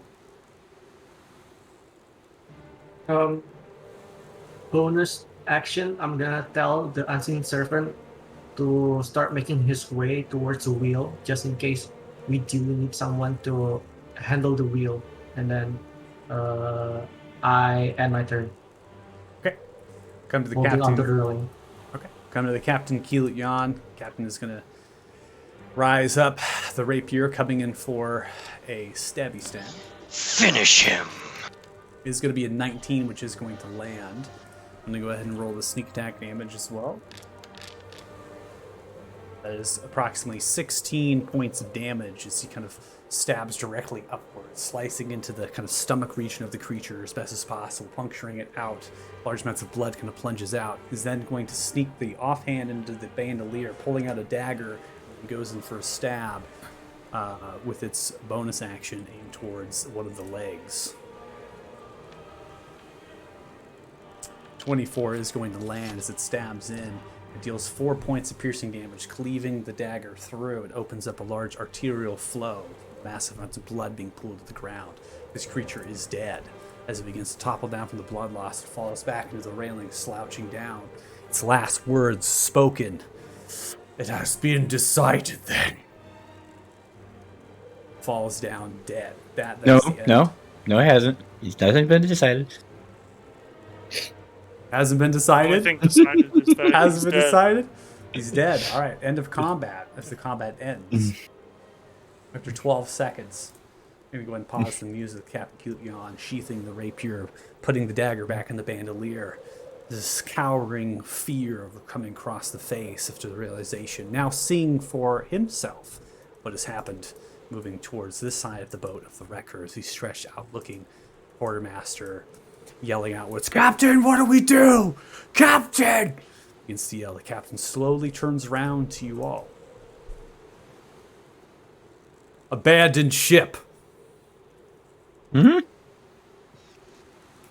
So the echo at this point would disappear, and Maldor would return to himself, just kind of shaking it off like he's a little disoriented and irritated.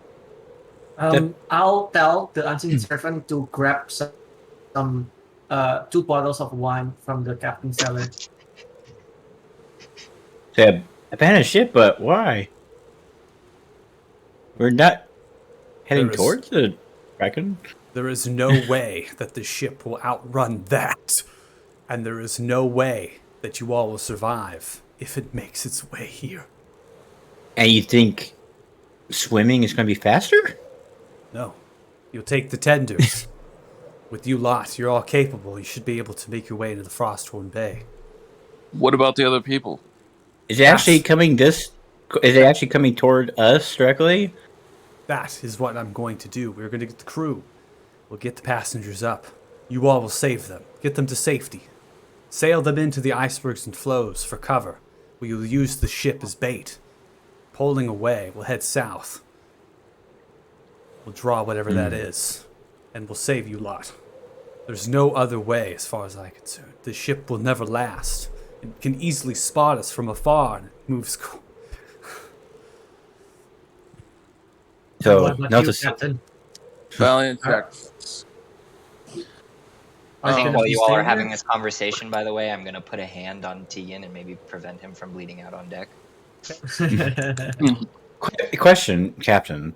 If you're so intent on using the ship itself as bait, can you not simply take some rope and lash the steering wheel to go that direction, and then abandon the ship yourself? He looks towards you, Zeph, kind of striding over the top stairs and looks down. Crew members are now shuffling down, pulling passengers up to the top deck. Quartermaster ringing the bell, looks at you. Listen. You've never sailed a ship of this size. It's not as merely as lashing the wheel and abandoning the ship and jumping off. Roll persuasion, Zeph. Ah, boy, I don't even. I'm actually good at this, decently.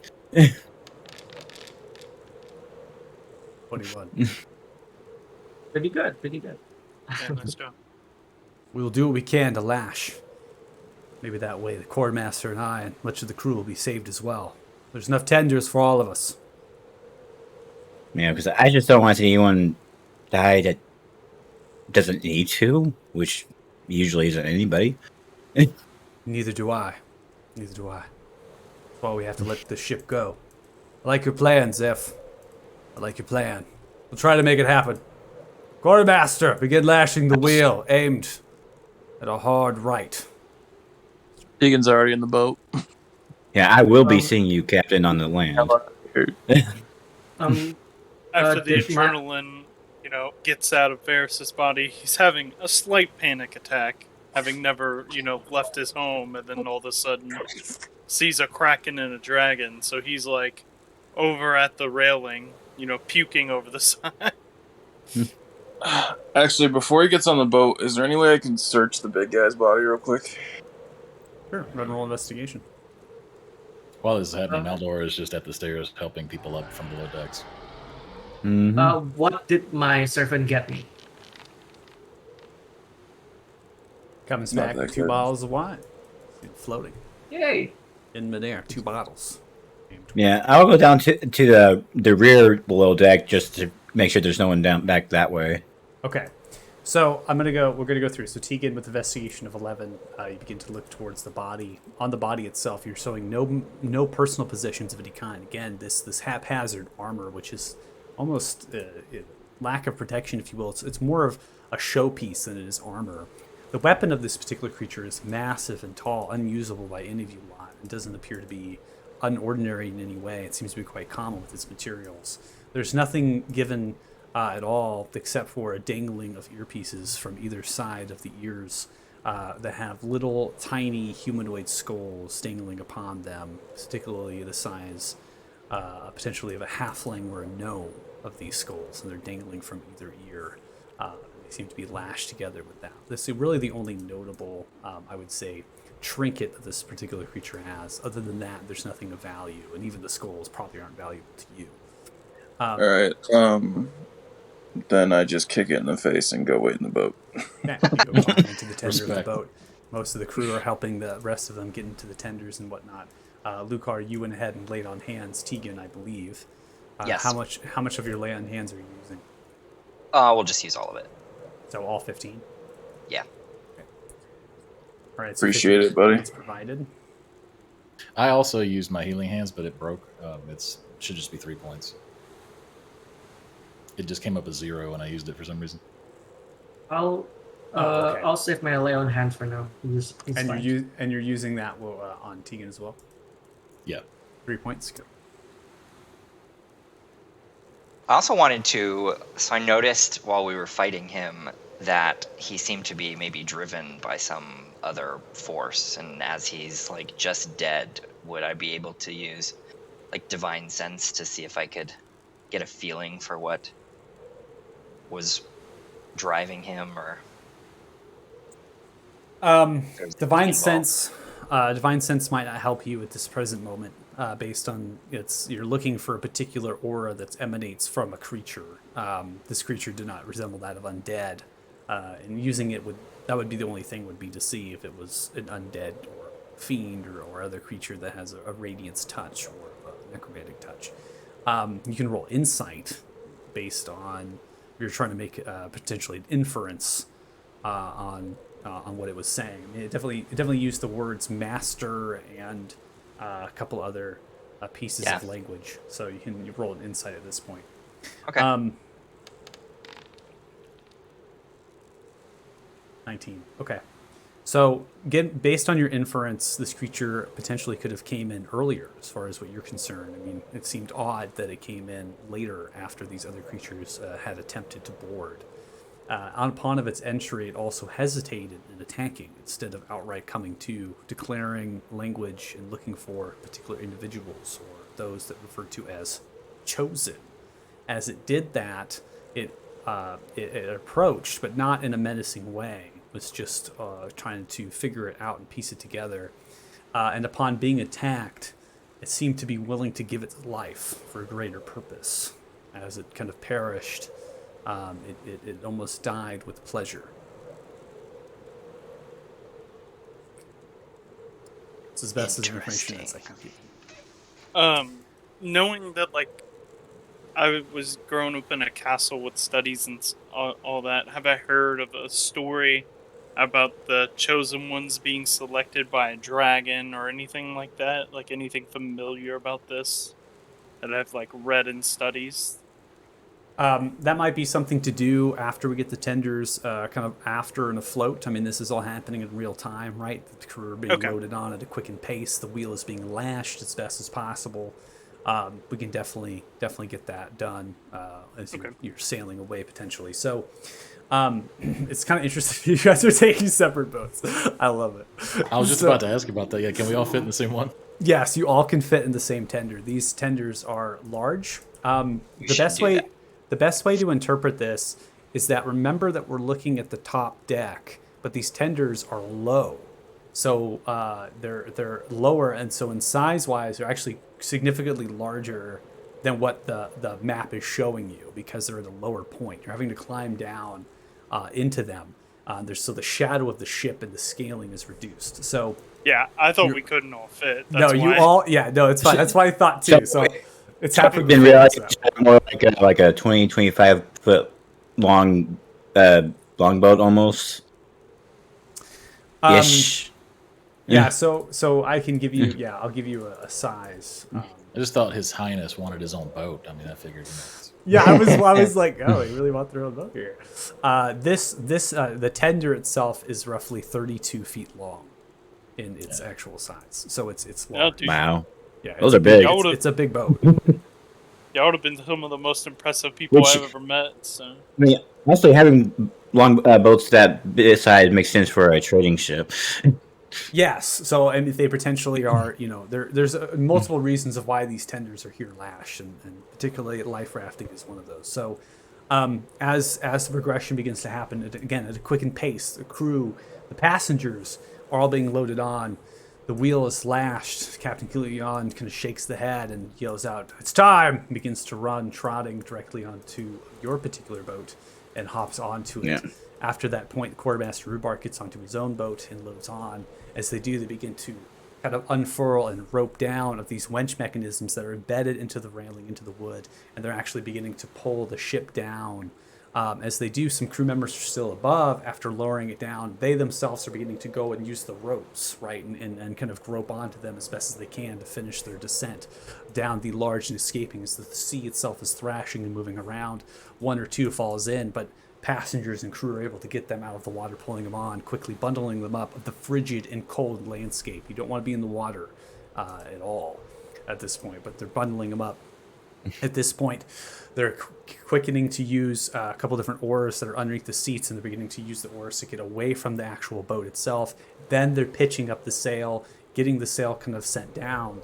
Fortunately, you all have Captain Kilut Yan, so I do not need to ask you all if any of you have proficiency with the naval vehicle, as the Captain Kilut Yan is there. thank goodness. Thank goodness. So, as the Captain Kilut Yan sets up the sail, and you all begin to head. You begin to head in the easternly direction, slightly north at this point, headed into the iceberg and flows, using the cover and the waves themselves as cover.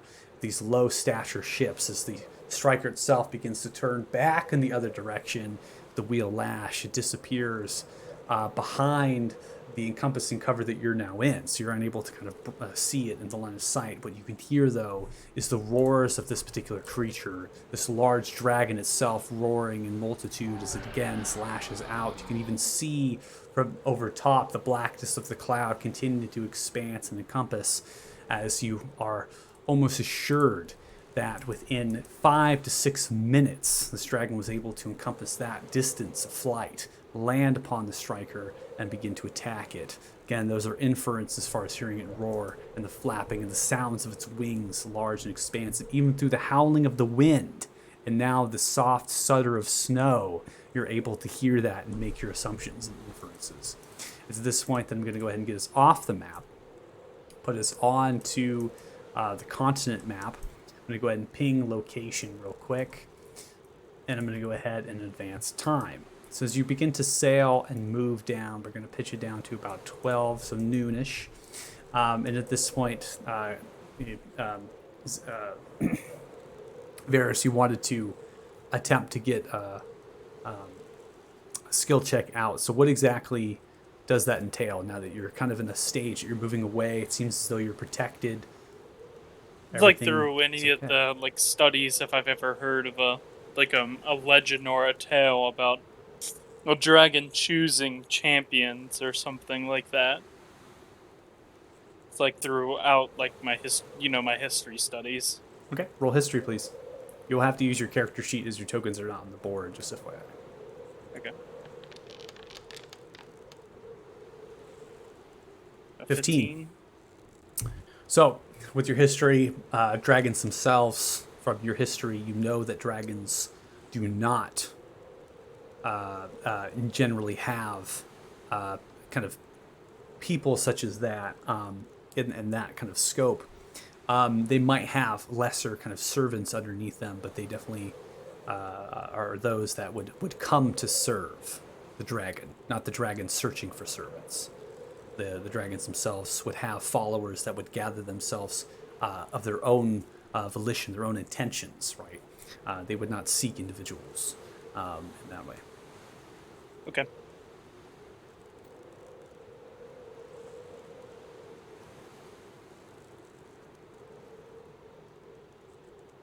I want to take a moment to look over at Maldor and ask him, what the fuck are you? That's a complicated question. I am not from this place. That much is clear. I grew up on a different plane of existence, one that belonged to Helm. I spent many years in the Astral Sea. I was tasked with guarding the gates of Precipia. The unfortunate thing that I carry that you, I assume, are referring to is, from what I can tell, the price of my failure.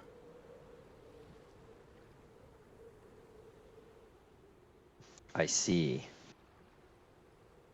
At any rate, you are highly effective in combat. He frightens me, but he has his uses. Well done all around, honestly. Are we just not going to talk about the Dragon Kraken team up going on? Like a mile that way? Listen, everything here is fucking weird. Is that extra weird? Yes. Okay. Coming from the guy who grew up on a different plane of existence, right? That's why. How do I know? I don't know. I've never, even going back through studies, I've never heard of a dragon showing up and requesting champions, or I think that's what that was. We don't even know if the dragon was that thing's master. All we know is that it had a master. Yeah, I mean, it looked maybe back it's towards the, that way, right? well, maybe it was the Kraken who was its master. Or maybe they were all servants of something worse. Oh God. I don't know about the dragon or the Kraken, but that cloud of energy I've seen before when Maldor it looks- destroyed my clan. Maldor looks very interested. That I have also seen something quite similar. It was the signature of the place where my enemy in the Astral Sea emanated from. They were always surrounded by sparking, fractal, purple, chaotic energy. I was there once. It is a dreadful place. So this is some ancient evil bullshit. Whatever it is, it's clear it's not only of this world, then. Indeed. Man, Y'all would know much more than me. of all the boats to stow away on, just had to choose this one. How is your adventure going, Varus? That was the craziest thing I've ever seen in my entire life. It's no longer boring, I take it. No, no. I kind of wish I would have never said I was bored. I feel like I summoned that in some strange way. No, I think it was the captain saying that the ship was never going to be destroyed. I think that pretty much sealed our fate. Shit. Hey there, Cap. You regretting saying that or what? Hey, there's a lot of things I regret. I'm just glad that we're all safe. There's plenty of pelts and other survival supplies in the benches of the ship. You need to stay warm. I appreciate that. And welcome. thank you for your quick thinking. It got everybody out alive. I must say, I very much would have liked to stop whatever was going on between a dragon and a kraken, but I respect your decision to retreat for the sake of the lives of your people. No, it's Listen, man. after all, it's just a ship. Not like I've captained it for 10 years or anything, but Can't imagine it was cheap either to get in the first place. yeah, honestly, I can't imagine once we get back to Alathan. And I Was it insured? don't know that. I don't know that, man. I highly doubt you can replace it. It doesn't matter. What matters is that we're all safe here, and you can see that this ship is, again, this map is just to give kind of a. Sometimes I have maps like this first session, right? So sometimes I have maps like this as placeholders, just to give kind of a kind of scene. Sometimes we just sit upon a town or, a regional map. How long until the shoreline? So you, as you're kind of stretching, moving through the icebergs and flows, you can see the expansive cliff sides of the actual frost horn. In this particular area, you're seeing ice and actual rock themselves towering high, 200 feet into the air, many miles in the distance to your eastwardly direction. As you begin to speak, the captain who looks out towards you. It'll be probably tomorrow morning by the time we get there. We'll have to sleep on the boat. Lovely. Time to get cozy, I guess. So that thing he asked for, the chosen. Are any of you chosen? Have you heard these terms before? Or is this from? I don't believe I'm familiar with that particular title, I guess. I mean, other than being chosen to rule, I can't imagine what else. Why it would be looking for someone that. I mean, sorry. No, you're good. I can't. Sorry. I'll stop. Go ahead. Trying Go ahead. I was goes just- through I his was- backpack, grabbing the silver stone and keeping it in the backpack, and then looking at them, and then putting it back in the backpack, closing the backpack. Okay. Brad, you were talking, so go ahead, Brad. I was just going to ask a general question if me or anybody would have heard any kind of tales regarding chosen ones. Okay. Roll a history check. Seems unlikely, but let's. Is that open game for everybody since he asked openly? It seems well. I mean that if are you talking Well, character? Or are you talking about? It's a nat 20. We might not even need another roll. We reversed it. It is open if people. I mean, if you're saying, does anybody heard of the chosen one? If that you're doing that in character, that question, then that can be inferred if people want to roll history checks to get information on that. But if you're doing it out of character, Zeph, to me, then that is a kind of a solo history check because you're doing it within your space. So. I'm still just sitting here very deep in thought. We're going to go ahead and interpret that you did that out loud, probably in character. So we'll go with the nat 20 of the history check. So Zeph, kind of piercing through, it has been noted on certain books and whatnot underneath the church and temple that you actually have studied in and learned to be a cleric. This particular place is referred to as the Third Vigilant Watch. It's a particular type of kind of a fort, if you will. Temple and church is built into it in Kingdom Deadborn. And from there, they have dungeons of libraries and other sorts of books that they collect. And from that information, you are able to pull out. There has been several documentations of those that call themselves chosen in relation to particular events spanning across hundreds of years of time. It doesn't seem as though there's any relation between historical context, but more of a lore or a bardic tale context, in that there's third-party people that are kind of describing the events of these particular characters and what they've done and what their adventures are, and they generally relate to particularly helping in some fashion. helping either some sort of event that has happened and they're there to help. It could be, something very small. Again, it ranges from what you know, but there has been multiple different references to chosen ones. And again, it's not themselves that call, right? They're not speaking in first person as they write this. This is someone else that is writing about it in more of a bardic tale. So basically, people that bards would consider like main characters in a big events or in history, usually after the fact. Yeah, after the fact, documenting potentially what they've done, what they've done in the past, and that particular term comes up in the designation of themselves. Perhaps this is an issue of fates, something more general. I mean, Davin was chosen to rule. You were chosen to hunt. I was chosen to guard. Perhaps we're all chosen for something. Maybe not the same thing. Maybe it is our fate itself that makes us interesting to something. That's an interesting theory. I mean, we're all out here for a specific reason, right? Sure. Yeah, but my reason for being chosen isn't exactly something that I associate with anymore. I mean, I'm just as much out of touch with this as anybody else. So, I mean, at this point, I just saw the near impossible. So, I'm open to anything at this point.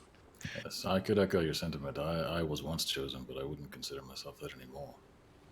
I mean, I'm just reaching for anything. I have no idea what just happened. It still doesn't really even feel real. Are we Try there yet? crash landing from outer space. Crash landing. Yeah, at this point, I kind of look up after listening to everybody and say that, I've heard those exact words before. At the moment that whatever power it is that destroyed my clan, I heard an unfamiliar, otherworldly voice utter the words, "You are chosen," and I interpreted it to mean chosen for my, oath of vengeance against the destruction of my clan. But you do not know what it was that caused this destruction. Only that it was terrible. Mm. You So- mentioned that purple energy that you had seen that at the time. That was presumably the cause or the source. Yes. That, at least in the context that I am familiar, is the signature of the spawning place of what Helm refers to as the Devourer, or spawns of the Devourer. The Devourer. It certainly devoured my clan. My unit, and the entire regiment, we were tasked with holding them back to prevent them taking the gates of Precipia, which would allow travel between the celestial domains and the prime material plane.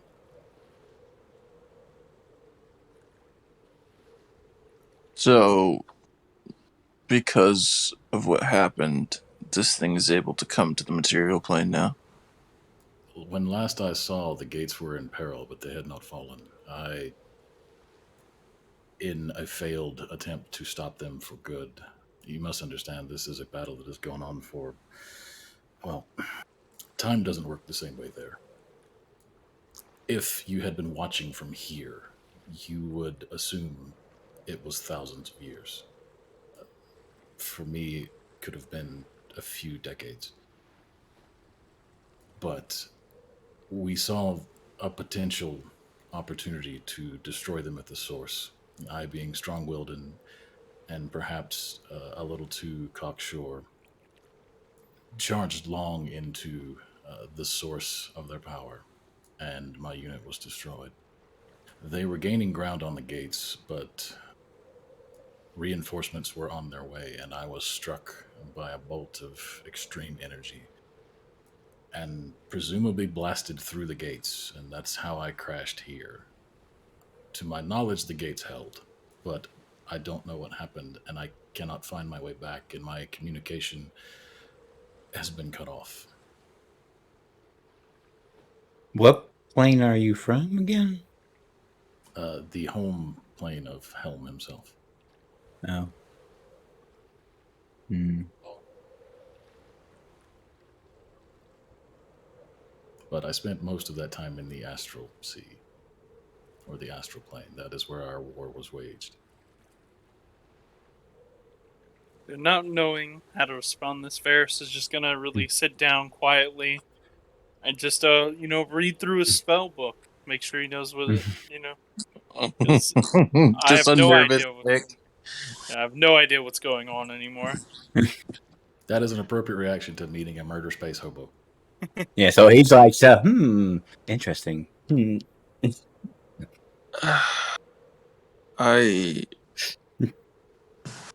Well, considering we're going to be stuck on a boat for a couple days, or at least tonight. Sorry for not being the most talkative of bunch on the boat, but it's nice to meet you all. I'm Tegan. I figured now is as good a time as any after nearly dying with you all.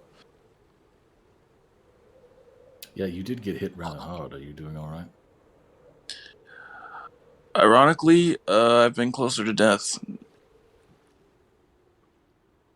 Hmm. Well, that Well, I sounds like an haven't. adventure. It's nice to meet you, Tegan.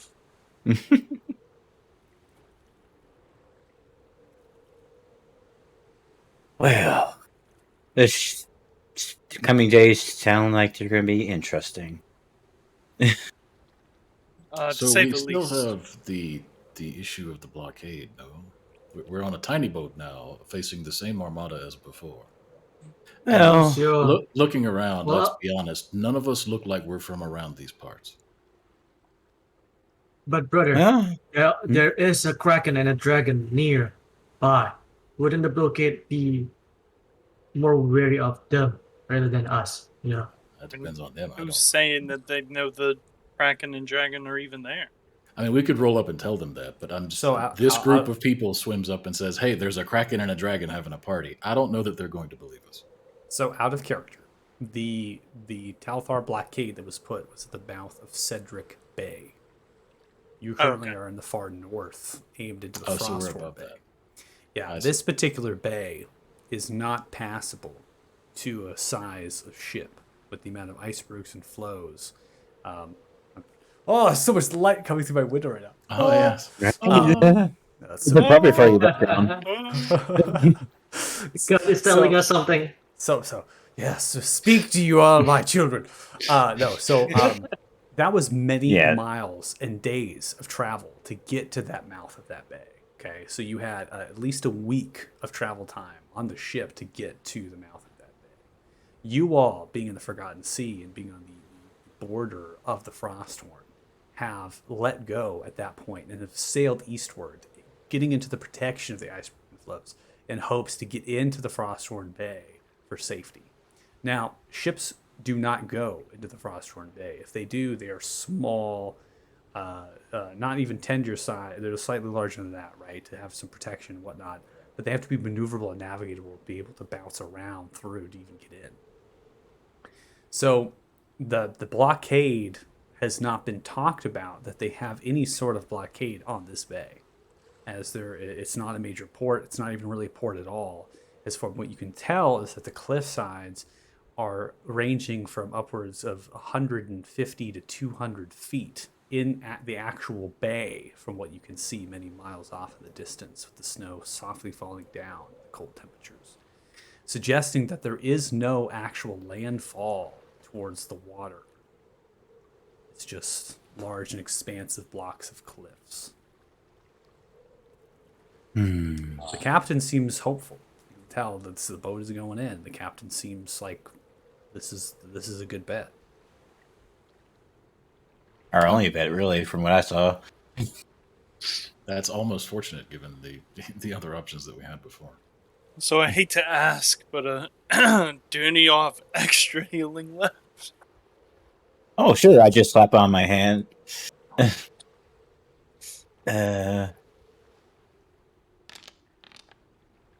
Oh, whopping 5.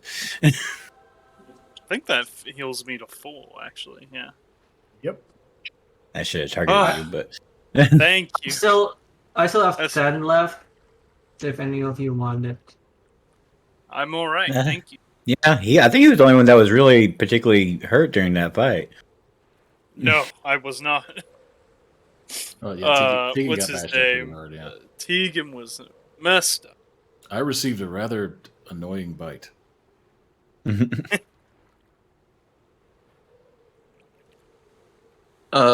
Tegan's gonna reach over across and kind of stick his hand out and say, "Here, I'll repay you from earlier, my friend." Aww. Look at how much healing you all have. Look at this. Everyone just grouped together. We do have a Hold ridiculous hands amount. and harmonize. Actually, I can do a I'm- song of I'm- rest. I'm gonna act like I'm healing people, but I'm really not doing anything. Yeah, I'll just say if we're going to be, I mean, we're sleeping on the boat, right? So we're about to take a rest. Yeah. You're gonna take a long rest, so yeah. But it's fun Also- to see. I heal you. You So, heal me. I heal you. So, Captain, assuming we safely make it to land, anything that you know that we should know about this particular part of the continent? Pulls apart the coat, grabs a large map, begins to unfurl it. Grabbed this from the captain's quarters before I left. It's a map of the continent. From what I can tell, the Frosthorn is, well, for lack of a better word, a wilderness. There is this place called High Rock. It seems to be a village. Over by the map, it has a mine of sorts. Maybe we can finally go there, get shelter, get resupplied, find horses, wagons, and get out of here. High Rock? Okay, yeah, I see it. Yes. It's mentioned, at least on some of the charters, as far as I've read, is that there some boats do come in here. They are able to deliver supplies. I don't know how. The cliffs are large and expansive. Maybe it's, I don't know, actually. Maybe, icebreaker ships, maybe? These cliff sides are massive and tall. Needs to be some sort of mechanism. I don't know. I guess we'll find out. It's our only real chance. We have no food or supplies. It is take many weeks of travel to find anywhere that we can put these tenders up to make a beachhead of any kind. You know, it takes time to find that spot to land these. But in this far north, how many tenders are there for carrying people? yeah. So from what you can count, just looking backwards, the tenders that were obviously put onto the map were just representations of them right on the sides of the actual boat. From what you can tell, there's a total of 8, including your own tenders, and they're full of people. Each tender seems to be able to kind of jam pack. If you're kind of stacking each other and kind of putting yourselves onto each tender, can hold about 12 individuals.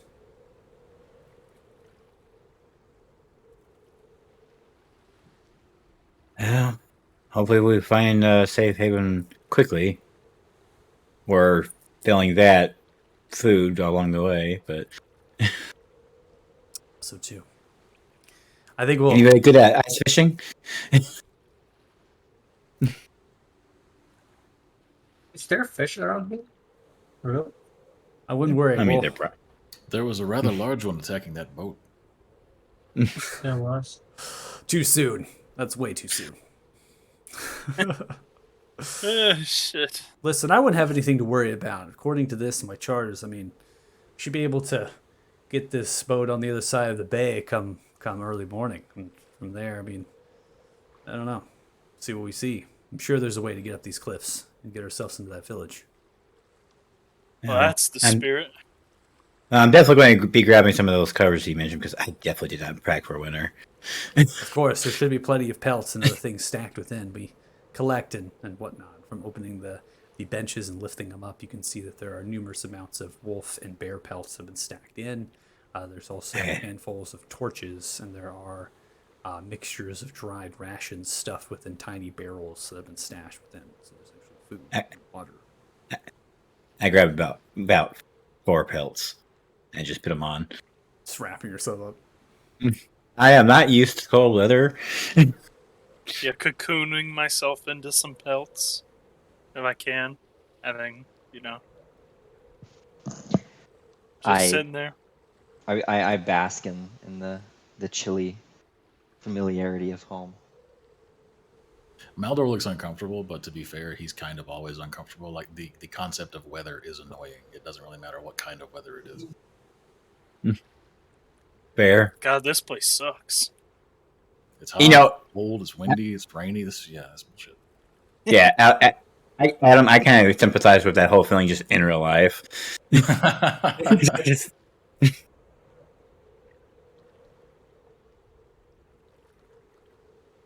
As you all continue to sail, headed for the Frosthorn Bay, hours pass by, traversing through. It's going to be a good time to probably call it before we get into the next sequence of things. We're at the end of our time as well. So, as the progression of the day happened rather quickly, and the events that followed were traumatic, you all are alive. And it's not only are you all alive, but the passengers are alive, and the crew, as well as the Captain Kilian, headed for potentially salvation, potentially hope. Seems as though that everything is going to be okay. The pursuit after the following hours of a particular dragon kraken did not happen. The camouflage and cover of the icebergs and flows was successful. And what event had happened and why it happened is still in question, but you all came to great conclusions as well as gathering evidence and information, speculating on what it might be. So, that I'm going to go ahead and calculate some experience for you a lot and figure out how much we got. Also, as a side note, would we be able to get like a separate text chat specifically for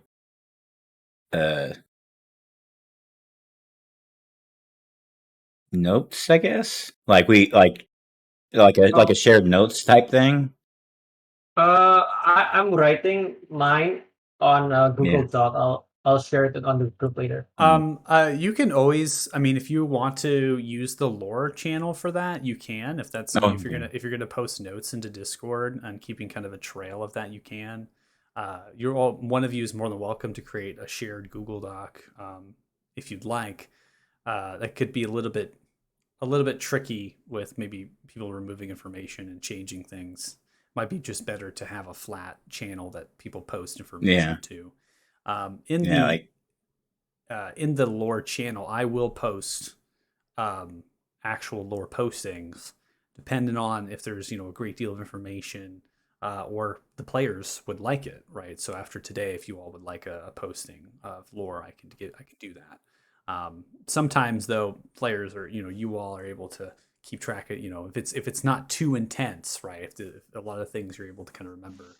And so you can always post in the lore channel, refresh it for yourselves as well. So The journal entry that I created in Foundry is just for me, right? correct, yes, and I can create a journal entry and share it with you all, so you all can edit it and change it. So we can have an ongoing there. The problem with that is that it won't be accessible at all times. Yeah. So that it should be out of game. That's why the Discord is quite handy to have because it keeps that track of timing and other sorts of postings. So. You can all, once I get the stream off and I get experience, we can talk about that further. I'll get a calculator here so I can get the stream. That way, if you're watching, you get see how much they get. All right. Oh, 5 people watching, which is probably us. I don't know. You'll be surprised. You never know, man. No, I mean, I watched some of the other groups. Yeah, I when kept deciding having to if fight I it wanted to back. play or not. Yeah, exactly. I watched enough to see how it was, but I kept wanting to watch, but I didn't want spoilers, so I didn't end up watching anything. I watched a bit just to know if I wanted to play, but Yeah. not enough to spoil myself. Same. And then I watched the 2 previous streams, so I more or less know.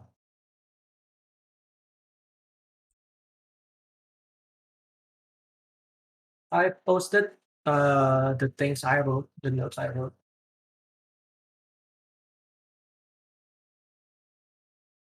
On what happened on session 1.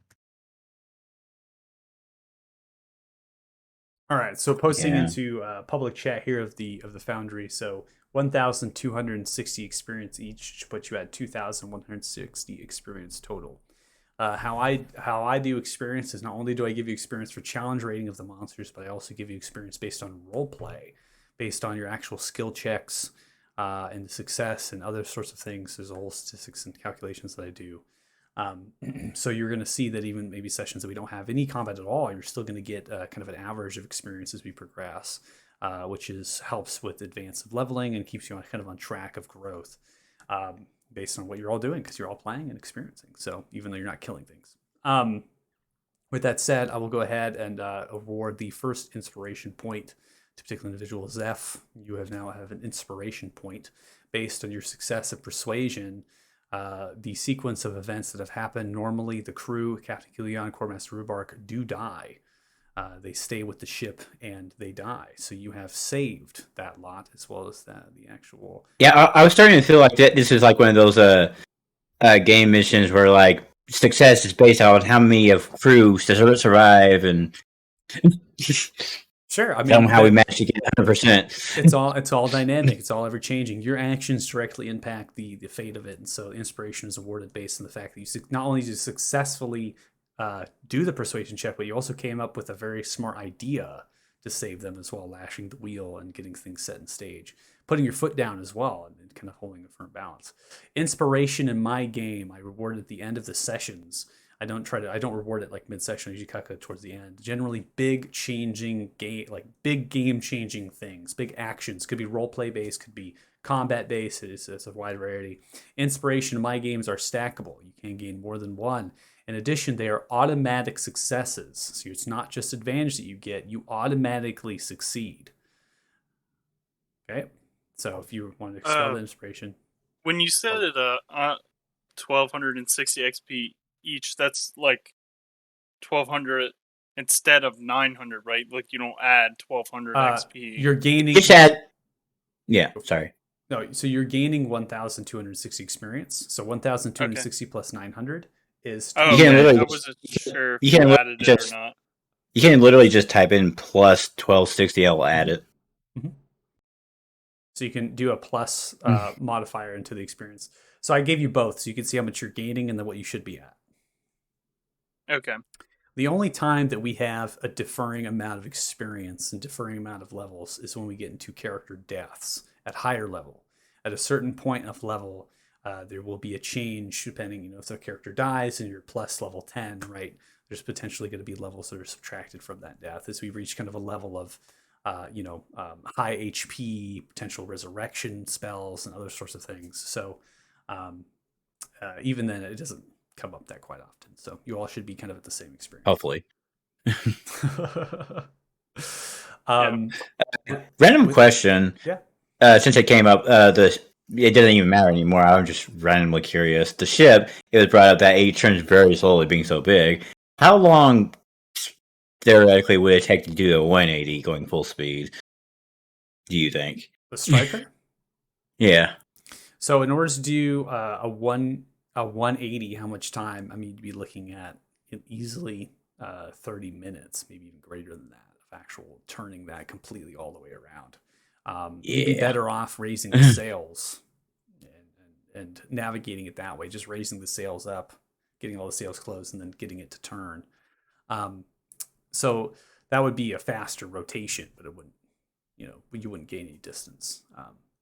The ship itself, in the travel stuff, again, I'm not like a nautical expert, right? I don't try to get into that, and that's why I didn't use like starboard and port. I use bow and stern sometimes, but that's simply because I try not to create things too complicated and try to make them ease of use. And I'm sure that somebody can probably say, no, the ship of that size can turn much faster than that.